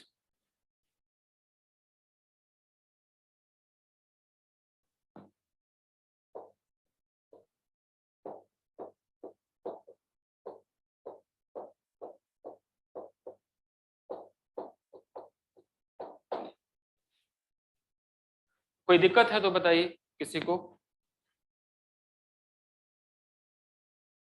इसी चीज को आप ट्रिगो से भी कर सकते हैं बट वो थोड़ा सा कॉम्प्लिकेटेड होगा। हमने यहाँ पे क्या किया, यानी एक्सपोनेंशियल यूज किया। एक्सपोनेंशियल इजी है, सबको हमने पहले यानी कॉम्प्लेक्स फॉर्मेट में लिख लिया। कॉम्प्लेक्स फॉर्मेट में लिखने के बाद ई नोट कॉमन ले लिया, ये हमारा जीपी सीरीज आ गया। जीपी सीरीज को हमने सम किया। यहाँ थोड़ा सा हमने रीअरेंज इसलिए किया क्योंकि रिजल्टेंट वेव हम साइन कॉस के टर्म्स में लिखे तो ज्यादा अच्छा रहेगा वहां इंटरप्रेट करना। तो फिर हमने इसको इस तरीके से अरेंज किया कि ये इस फॉर्मेट में आ जाए, और फिर अरेंज करने के बाद फिर हमारा ऐसा आया। अब यहाँ से फिर हमें रिजल्टेंट एम्पलीट्यूड मिल गया, रिजल्टेंट फेज कांस्टेंट मिल गया। तो ये तरीका क्या होगा कि जब कभी आपके पास ज्यादा नंबर ऑफ वेव हो, लार्ज नंबर ऑफ वेव हो, सारे वेव का एम्पलीट्यूड सेम है, सारे का सक्सेसिव फेज डिफरेंस अगर कांस्टेंट हो, तो ये ट्रिक आप अप्लाई कर सकते हैं, या फॉर्मूला रेडीमेड फॉर्मूला पे अप्लाई कर सकते हैं कि रिजल्टेंट एम्पलीट्यूड ऐसा होगा। यानी ये फॉर्मूला क्या होगा कि अगर आपके पास n वेव है जिसका इक्वल एम्पलीट्यूड है और जिस सबके बीच फेज डिफरेंस डेल्टा/2 डेल्टा कांस्टेंट है, तो रिजल्टेंट एम्पलीट्यूड का ऐसा फॉर्मूला आएगा। ये दो पार्ट समझ में आ गया बच्चे लोग? Yes sir. Yes sir.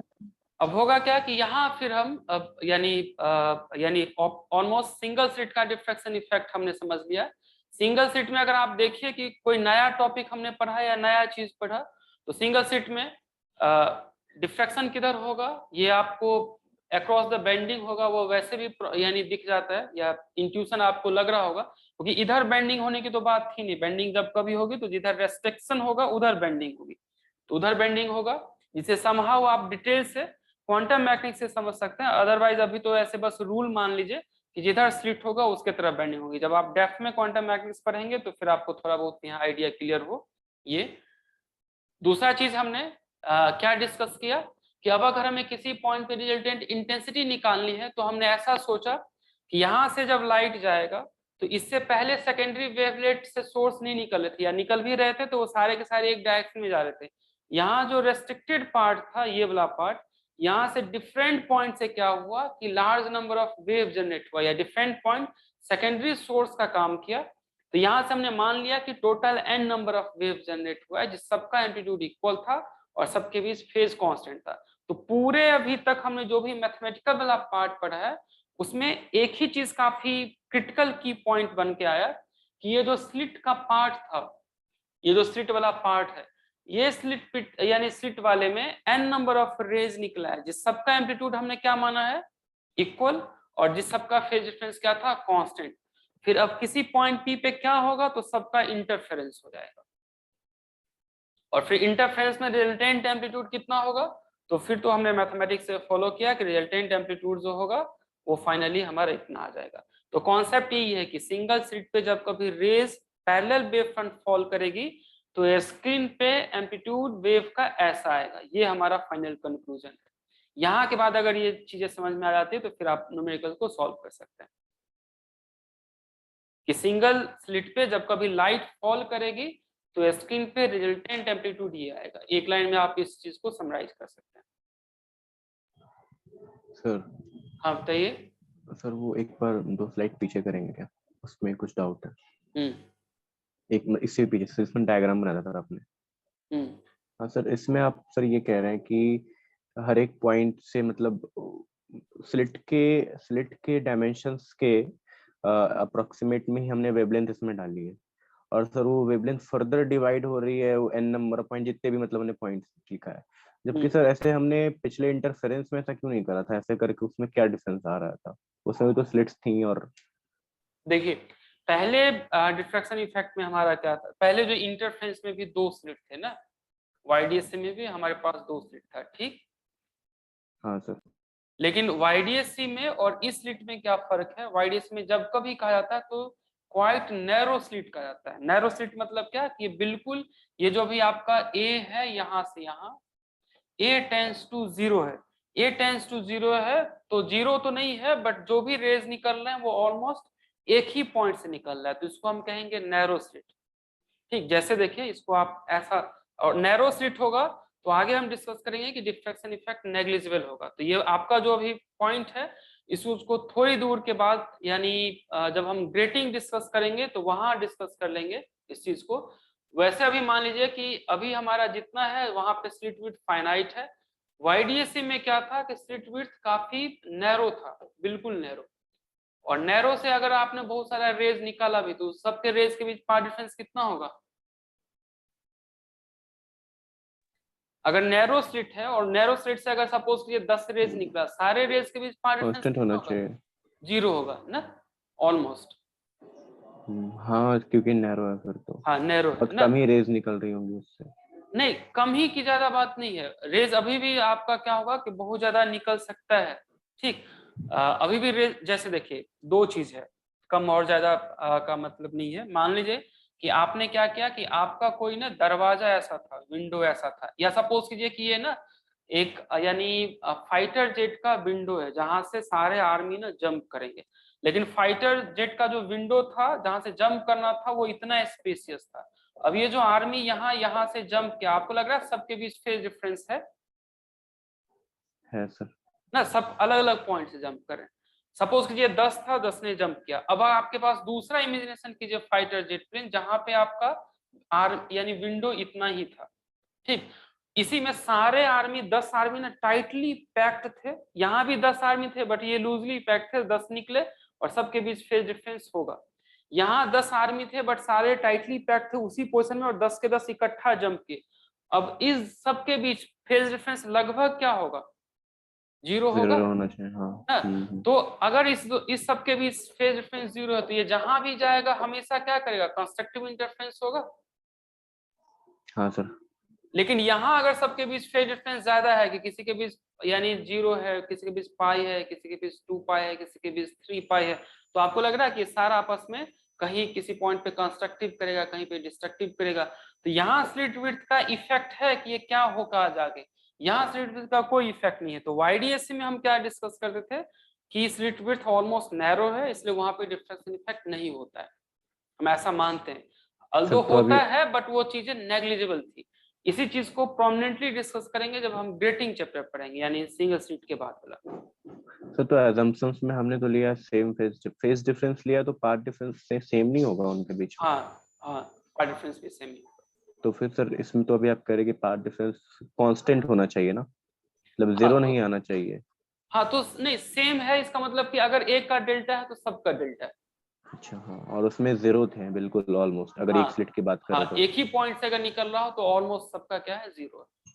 Sir इसमें एक चीज और है सर कि जैसे स्लिट जो है अगर हम लैम्डा बिल्कुल लैम्डा के बराबर ले लेते हैं उस स्लिट के विद, सर तो उसमें पहले एक एक करके मतलब एक एक लाइट की रेज जाएंगी ना, मतलब एक वेवलेंथ जाना, एक वेवलेंथ के डायमेंशंस का मतलब हम यही समझ सकते हैं ना कि पहले एक रे जाएंगी या फिर इकट्ठे बहुत सारे रेज जाएंगे, ये कैसे ये समझ देखिए नहीं आ ये, रहा थोड़ा सा। हाँ ये एक्चुअली ऐसा है, यानी कि सपोज कीजिए कि अभी ना आपके पास एक ही, यानी प्रॉब्लम क्या था कि इसको अगर सपोज कीजिए एक इलेक्ट्रॉन के साथ हमने डिस्कस किया, जैसे वाईडीएस में क्या था प्रॉब्लम, ये देखिए कि अगर कोई एक इलेक्ट्रॉन यहाँ पे फॉल कर रहा है ना, और एक इलेक्ट्रॉन फॉल कर रहा है तो होगा क्या कि या तो ये इस स्लिट से जाएगा या इस स्लिट से जाएगा, किसी एक से ही जाएगा ना।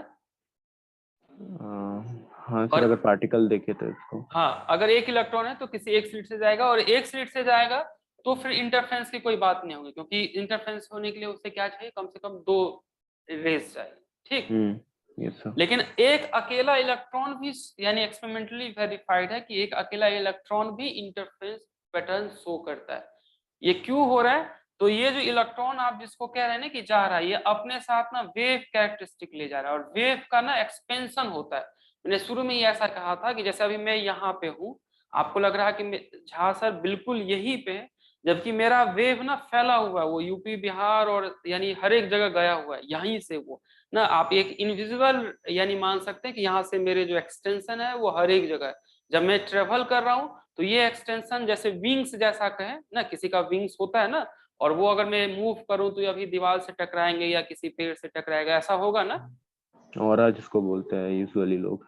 हाँ, तो ये जो अभी इलेक्ट्रॉन्स है ना, इसका जो वेव एक्सपेंशन है, भले इलेक्ट्रॉन को हम कह सकते हैं कि किसी एक से ही जाएगा, लेकिन एक से इलेक्ट्रॉन यहाँ जाता भी तो भी इसका वेव एक्सपेंशन हर एक जगह फैला होता है, तो वो इस स्लिट से अफेक्टेड होता है, फिर वहां पे जाके क्या होता है, इंटरफेरेंस होता है। तो अभी जब आप सिंगल स्लिट की बात कर रहे हैं यहाँ पे, तो सिंगल स्लिट में जैसे आपने ये स्लिट का और ये इलेक्ट्रॉन यहाँ पे, बट एक इलेक्ट्रॉन जो है ना उसकी वेव लाइक कैरेक्टरिस्टिक है, या एक जो फोटोन है वो वेव लाइक एक्सपेंशन है। अब ये छोटे छोटे पार्ट ना चॉप अप होकर के फिर वहां पे मूव करते हैं। इलॉजिकल सा है लेकिन सही है सर। हाँ, ये ऑलमोस्ट आप यानी क्या कहते हैं वो, चूंकि वेव को समझना थोड़ा सा टिपिकल टास्क है, तो आप उसको ऐसे ही समझ सकते हैं कि जैसे अगर मान लीजिए ना कि एक पॉइंट है, जैसे मान लीजिए कि यहाँ पे यानी एक ऐसा ड्रॉप है, लेकिन इस ड्रॉप का ना एक्सपेंशन अगर सपोज कीजिए विंग्स ऐसा हो, अगर मान लीजिए कि मेन ड्रॉप तो यहाँ, लेकिन अगर मैं इसको हल्का सा पकड़ूं तो आपको लग रहा है कि नहीं इस पे अफेक्टेड होगा, इसको अगर मैं हल्का सा ट्विस्ट करूं तो ये वाला पार्ट सब भी थोड़ा बहुत ट्विस्ट होगा। तो ये ऐसा ही है कि अगर यहाँ आपने स्लिट रखा और यहाँ आपने दूर स्लिट रखा और पार्टिकल भले यहाँ था, बट एक्सपेंशन वेव मतलब क्या होता है कि हर एक जगह फैला हुआ है। तो यहाँ इसे खाली स्लिट मिला, यहाँ खाली स्लिट मिला, तो ये थोड़ा सा यहाँ चॉप अप हो गया, यहाँ चॉप अप हो गया, फिर वो जाके मिक्स होकर के फिर वहां पे उसकी इंटरफेरेंस पैटर्न हुई। तो वेव सर अपने वो आप में सेकेंड वाली स्लिट को क्लोज कर दे। हाँ, अब अगर इस स्लिट को आप सपोज कीजिए क्रॉस यानी क्लोज कर दिए तो आपके पास एक स्लिट हुआ, बट एक अभी भी आपका एक स्लिट भी तो इंटरफेरेंस शो कर रहा है ना यहाँ, क्योंकि ये देखिए अगर ये स्लिट से इंटरफेरेंस नहीं होता तो इससे पहले जो लाइट जा रहा था वो एज इट इज जा रहा था, यहाँ से क्या हुआ डिफरेंट पार्ट में अपने आप को उसने स्प्लिट कर लिया। इस स्लिट पे क्या हुआ, अपने डिफरेंट पार्ट को उसने स्प्लिट कर लिया, ये डिफरेंट स्प्लिटेड पार्ट फिर जब यहाँ पे गए तो वापस में रिकम्बाइन कर लिया और फिर क्या हुआ इंटरफेरेंस शो हुआ। ये ऐसा है कि सपोज कीजिए आप जा रहे हैं और यहाँ घर में ना बहुत सारे छोटे छोटे विंडो थे या वेंटिलेटर था, वेंटिलेटर में छोटे छोटे यानी होल थे, आप गए अपने आप को क्या हुआ वो छोटे छोटे होल में डिवाइड करके उससे पास हो गया, फिर आप जो ही वेंटिलेटर से बाहर निकले आपके सारे पार्ट आपस में कंबाइंड हो गए, फिर से आपने एक अपना आपकी यानी रियल एग्जिस्टेंस हो गई। ऐसा ये तभी हो सकता है ना जैसे सपोज कि आप अचानक से हवा बन जाए या फिर पानी बन जाए, फिर आप मेल्ट हो के छोटे छोटे पार्ट में से निकल के फिर वापस में कंबाइंड हो जाए या फ्रीज हो जाए फिर से ना, समहाउ ये ऐसा ही हो रहा है। ये वेव जैसा पार्ट है जो आराम से हर एक पार्ट में क्या हो सकता है, यहाँ वाले पार्ट में मैंने कहा कि सारे पार्ट में चॉप अप करके अलग अलग हो गए, फिर ये जब अलग अलग पार्ट से निकला यहाँ जब वापस गए तो वापस में कंबाइंड हो गए। हालांकि सारा का सारा मेंटल इमेजिनेशन है, बट समहाउ जब हम इसे मैथमेटिक्स अभी सॉल्व कर रहे हैं फिर फाइनली हमने यहाँ पे ये प्रिडिक्ट किया है कि इसका एम्पलीट्यूड यानी किसी पार्टिकुलर पॉइंट पे या थीटा पे ऐसा होगा। तो ये जो मेंटल इमेजिनेशन है कि ऐसा हो रहा है और रियलिटी में जब हम एक्सपेरिमेंट करेंगे तो उसी पार्टिकुलर पॉइंट पे जो मैथमेटिकली पेन पेपर से हम कैलकुलेट करेंगे कि यहाँ से 10 सेंटीमीटर पे ब्राइट होगा और एग्जैक्टली वहीं अगर ब्राइट हो इसका मतलब हमारा जो भी मेंटल यानी एजम्पशन था पूरी पॉसिबिलिटी है कि वो करेक्ट एजम्पशन है। और सर ये जो एम्पलीट्यूड है सर ये एक काइंड ऑफ एवरेज एम्पलीट्यूड होना चाहिए ना, मतलब क्योंकि सर एम्पलीट्यूड तो वेरी करेगा अगर हम स्लिट के दोनों एजेस से देखें तो जैसे जैसे हम एज से मतलब अवे मूव करेंगे तो एम्पलीट्यूड में तो वेरिएशन आएगा ना सर उस हिसाब से। ये वाला पार्ट हम थोड़ा सा और आगे डिस्कस कर लेंगे। एक्चुअली वो होगा क्या कि एम्पलीट्यूड ना फाइनली सम अप ही हो जाता है, तो वो थोड़ा सा इस पार्ट को आप समझ, जैसे मैंने अभी आपको ये कहा ना कि छोटे छोटे वेंटिलेटर से जब हम निकलेंगे तो फिर वापस कंबाइन होके वही इक्वल बन जाएंगे, समहाउ यहाँ भी ऐसा ही होता है। ओके, यहाँ तक ये चीजें समझ में आ गई मैथमेटिकली बच्चे लोग? मैथमेटिकली हम कैसे अराइव किए वैसे समझना तो काफी टिपिकल टास्क है इस चीज को इमेजिनेशन करना। मैथमेटिकली अभी हमने क्या है स्ट्रेट फॉरवर्ड क्या कि सारे n पार्ट में स्प्लिट हो गया ना, ये सारे n स्प्लिटेड पार्ट किसी पॉइंट P पे जाके कंबाइन करेंगे तो होगा क्या, तो वो ये रिजल्टेंट एम्पलीट्यूड होगी उस पॉइंट पे। क्लियर है ये? Yes sir. अब यहाँ पे हम कुछ बेसिक एजम्पशंस फिर से मानेंगे। जैसे ये जो पार्ट था यहाँ पे, ये जो पार्ट था यहाँ से हमने रेज निकाले थे,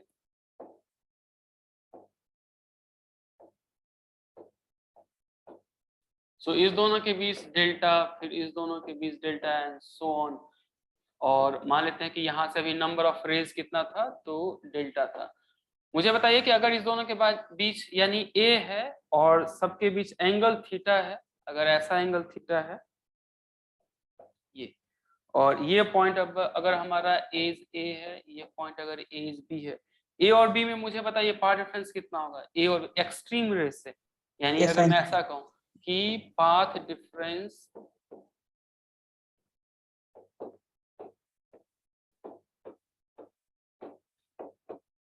between the rays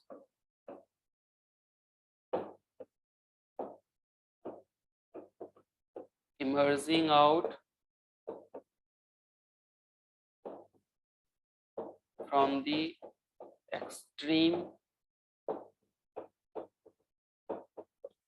point A and B. मुझे बताइए पाथ डिफरेंस कितना होगा ए और बी से जो रेज निकल रहा? A sine D sine theta. A sine theta ना सर? हाँ हाँ वही। Yes sir. A sine theta. तो यहाँ से जो होगा वो ए साइन थीटा। अब इस दोनों के बीच फिर कॉरस्पॉन्डिंग फेज कितना होगा? 2 pi by lambda into A sine theta. A sine theta. ये बताइए जो इस दोनों के बीच फेज है उसमें कितना नंबर ऑफ रेज है? यानी ए और बी के बीच कितना number of rays? N n। Number. और हर एक रेज के बीच फेज डिफरेंस कितना है? 2 pi by lambda into A sine theta. Delta ना, हमने माना था ना कि हर एक रेज के बीच फेज डिफरेंस डेल्टा है। हाँ हाँ हाँ यस सर। देखिए ए और बी के बीच फेज डिफरेंस कितना? 2 pi by lambda a sine theta. But ये छोटे छोटे जो वेव थे उस सबके बीच फेज डिफरेंस कितना था? डेल्टा। और ऐसे कितने रेज थे? n। तो n delta plus n delta, आप इसे यानी delta plus delta n delta नहीं लिख सकते कि दोनों के बीच जो नेट फेज होगा हाँ। वो डेल्टा होगा? या यहाँ नहीं समझ में आ रहा तो हम इसको ऐसे कह सकते हैं, ये कितना था? डेल्टा प्लस डेल्टा कहाँ तक? Up to n। या इसको हम कह सकते हैं n डेल्टा। ये वाला पार्ट समझ में आएगा बच्चा कि इस दोनों के बीच जो फेज टोटल फाई होगा, यानी यहाँ से यहाँ टोटल जो फाई होगा वो n डेल्टा के बराबर होगा। यहाँ और यहाँ लास्ट के बीच, फर्स्ट और लास्ट के बीच जो फाई होगा वो n डेल्टा के बराबर होगा। ये सबको क्लियर है? यस। हाँ यहाँ से फिर हम डेल्टा की वैल्यू क्या कह सकते हैं कि डेल्टा कितना होगा? तो फाइव बाई एन इसका मतलब 2 पाई बाय लैम्डा और फिर A sine theta divide by n, ये लिखा जा सकता है phase difference between individual wave.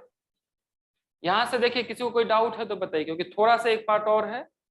एक तो एम्पलीट्यूड वाला पार्ट था, राइट? यहाँ से एक इस एजम्पशन से फिर हम फाइनल रिजल्ट पे आ जाएंगे।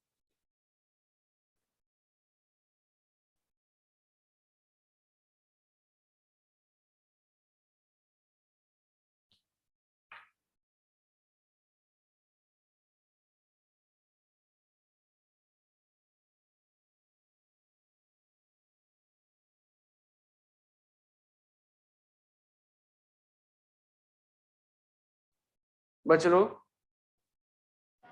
सर फॉर डेल्टा जो इंडिविजुअल वेव का फेज डिफरेंस है ना, और फाइव पूरे का शुरू और लास्ट में का। हाँ, ये जो डेल्टा है इंडिविजुअल का है और फाई ए और बी के बीच का है, यानी पहले से लेके लास्ट तक के बीच का जो फेज डिफरेंस है वो।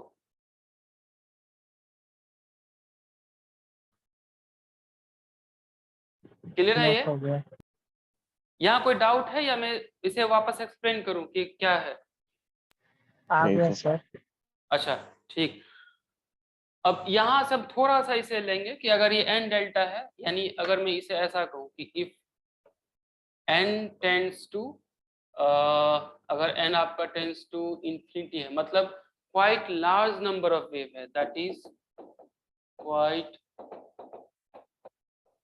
Large number of rays is emerging out।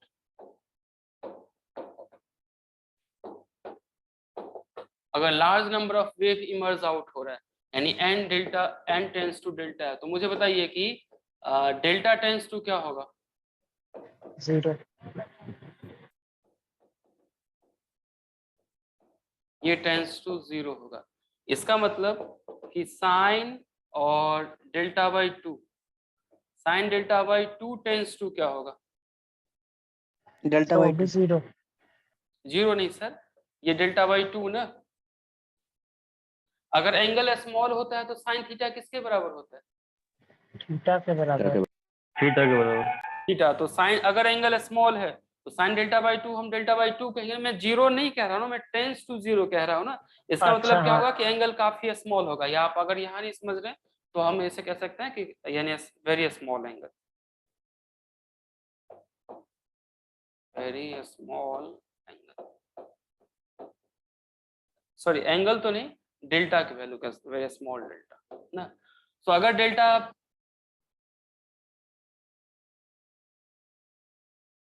Sir आपकी आवाज चली गई। वॉइस ब्रेक हो गई।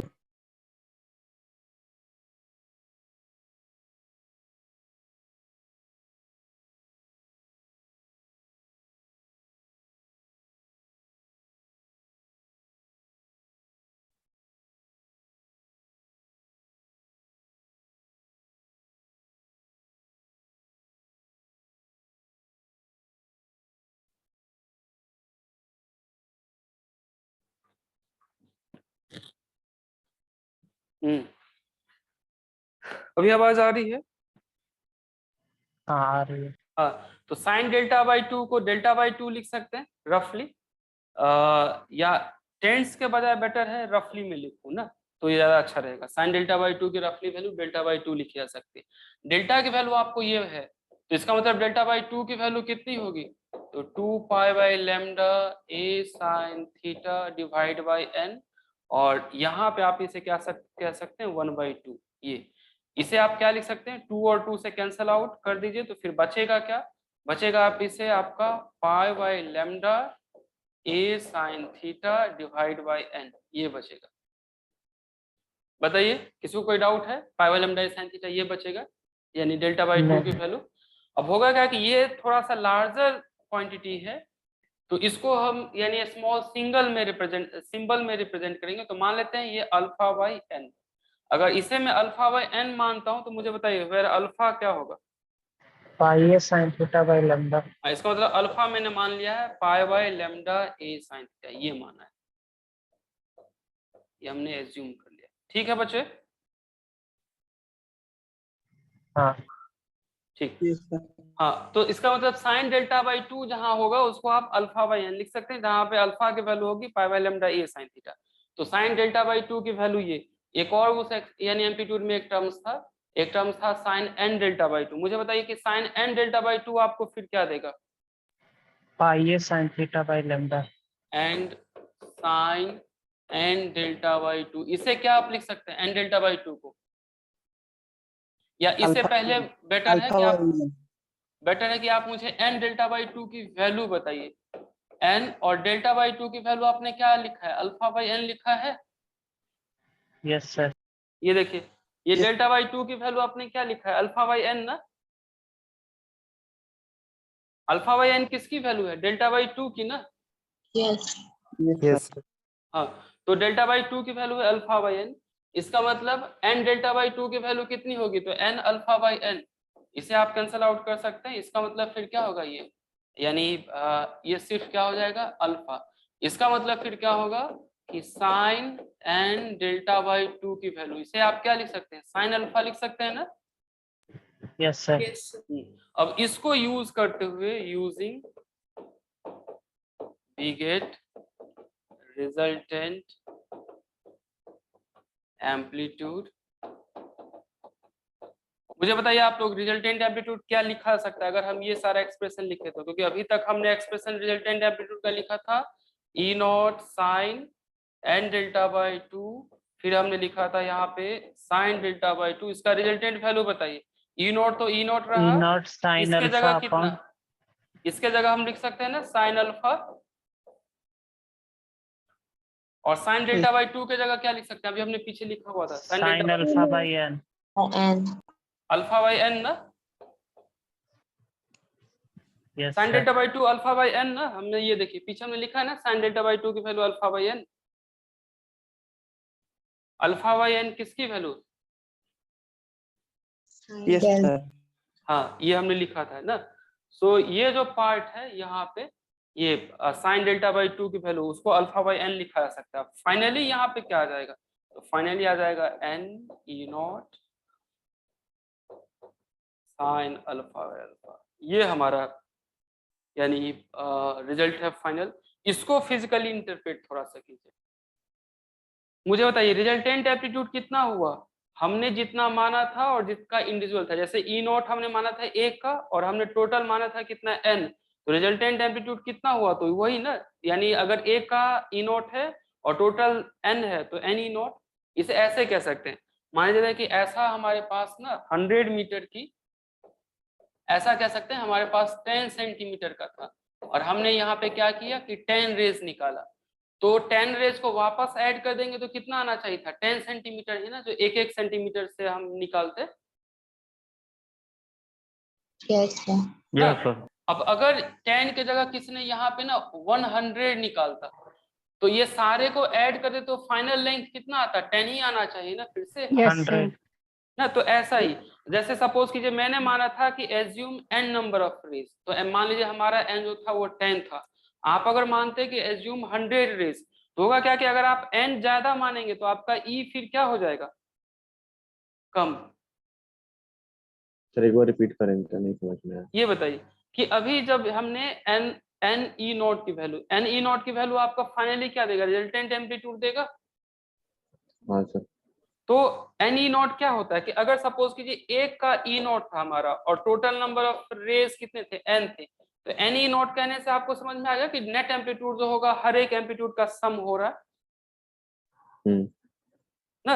अब अगर किसी ने इसे ई नॉट को, यानी जैसे किसी ने एन के जगह, जैसे आपने मेंटली 10 पार्ट में डिवाइड किया था, किसी ने इसे 100 पार्ट में डिवाइड किया होगा, तो होगा क्या कि ई नॉट की वैल्यू उसके लिए फिर कम हो जाएंगे ना, अगर किसी ने 100 पार्ट में डिवाइड किया होगा। हाँ सर। और फिर सबको ऐड करते जाए तो फाइनली वही आएगा जो, यानी किसी ने और दूसरे पार्ट में डिवाइड किया होगा। हाँ सर। जैसे इसे ऐसे मैंने अभी कहा था कि मान लीजिए कि ये 10 सेंटीमीटर है, 10 सेंटीमीटर को मान लेते हैं कि आपने 1-1 सेंटीमीटर में डिवाइड किया, सारे डिवाइड वाले पार्ट को ऐड कर दीजिए तो कितना आएगा? 10 सेंटीमीटर ना। हाँ सर 10 आएगा। और किसी ने मान लीजिए कि 2 ही पार्ट में डिवाइड किया, तो अगर वो 2 पार्ट में डिवाइड करेगा तो 2 × 5, इसका अभी भी कितना आएगा? 10। और आपने सपोज कीजिए 10 पार्ट में डिवाइड किया तो 10 × 10, इसका मतलब क्या हुआ कि आपका अगर कम पार्ट है तो एम्पलीट्यूड ज्यादा है, मेरा अगर ज्यादा पार्ट है तो एम्पलीट्यूड मेरा कम है ना। हाँ सर। तो इसका मतलब किसी ने क्या पार्ट में डिवाइड किया वो मैटर ही नहीं करेगा, क्योंकि फाइनल आंसर में क्या होगा? आदमी ने जितना माना होगा वो नंबर और जितना उसका एम्पलीट्यूड होगा वो आएगा, दोनों के मल्टीप्लिकेशन। इसका मतलब आप कुछ भी, कितने भी नंबर में आप मानते, फाइनल जो होगा वो सबका एक ही आंसर आता है, एन ई नॉट ही आता है हाँ सर।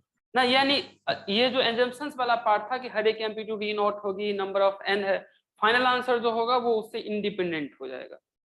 ठीक, ये सो हमारा ई आर, हमारा n e naught sine alpha by alpha terms है। ठीक, आज हम फिर यहीं पे छोड़ते हैं, कल वाले पार्ट में यानी इंटेंसिटी की बात करेंगे। सो फाइनली एम्पलीट्यूड इतना, यानी n e naught sine alpha by alpha.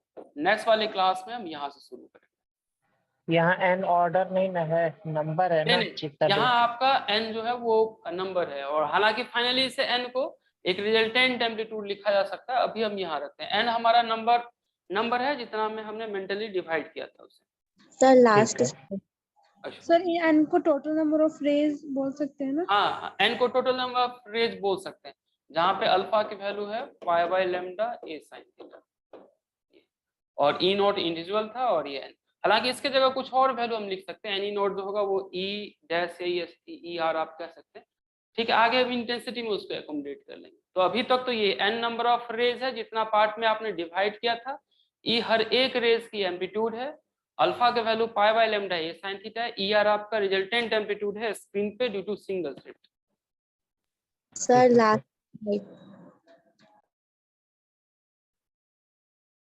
Sir इसके बाद वाले भी। अच्छा,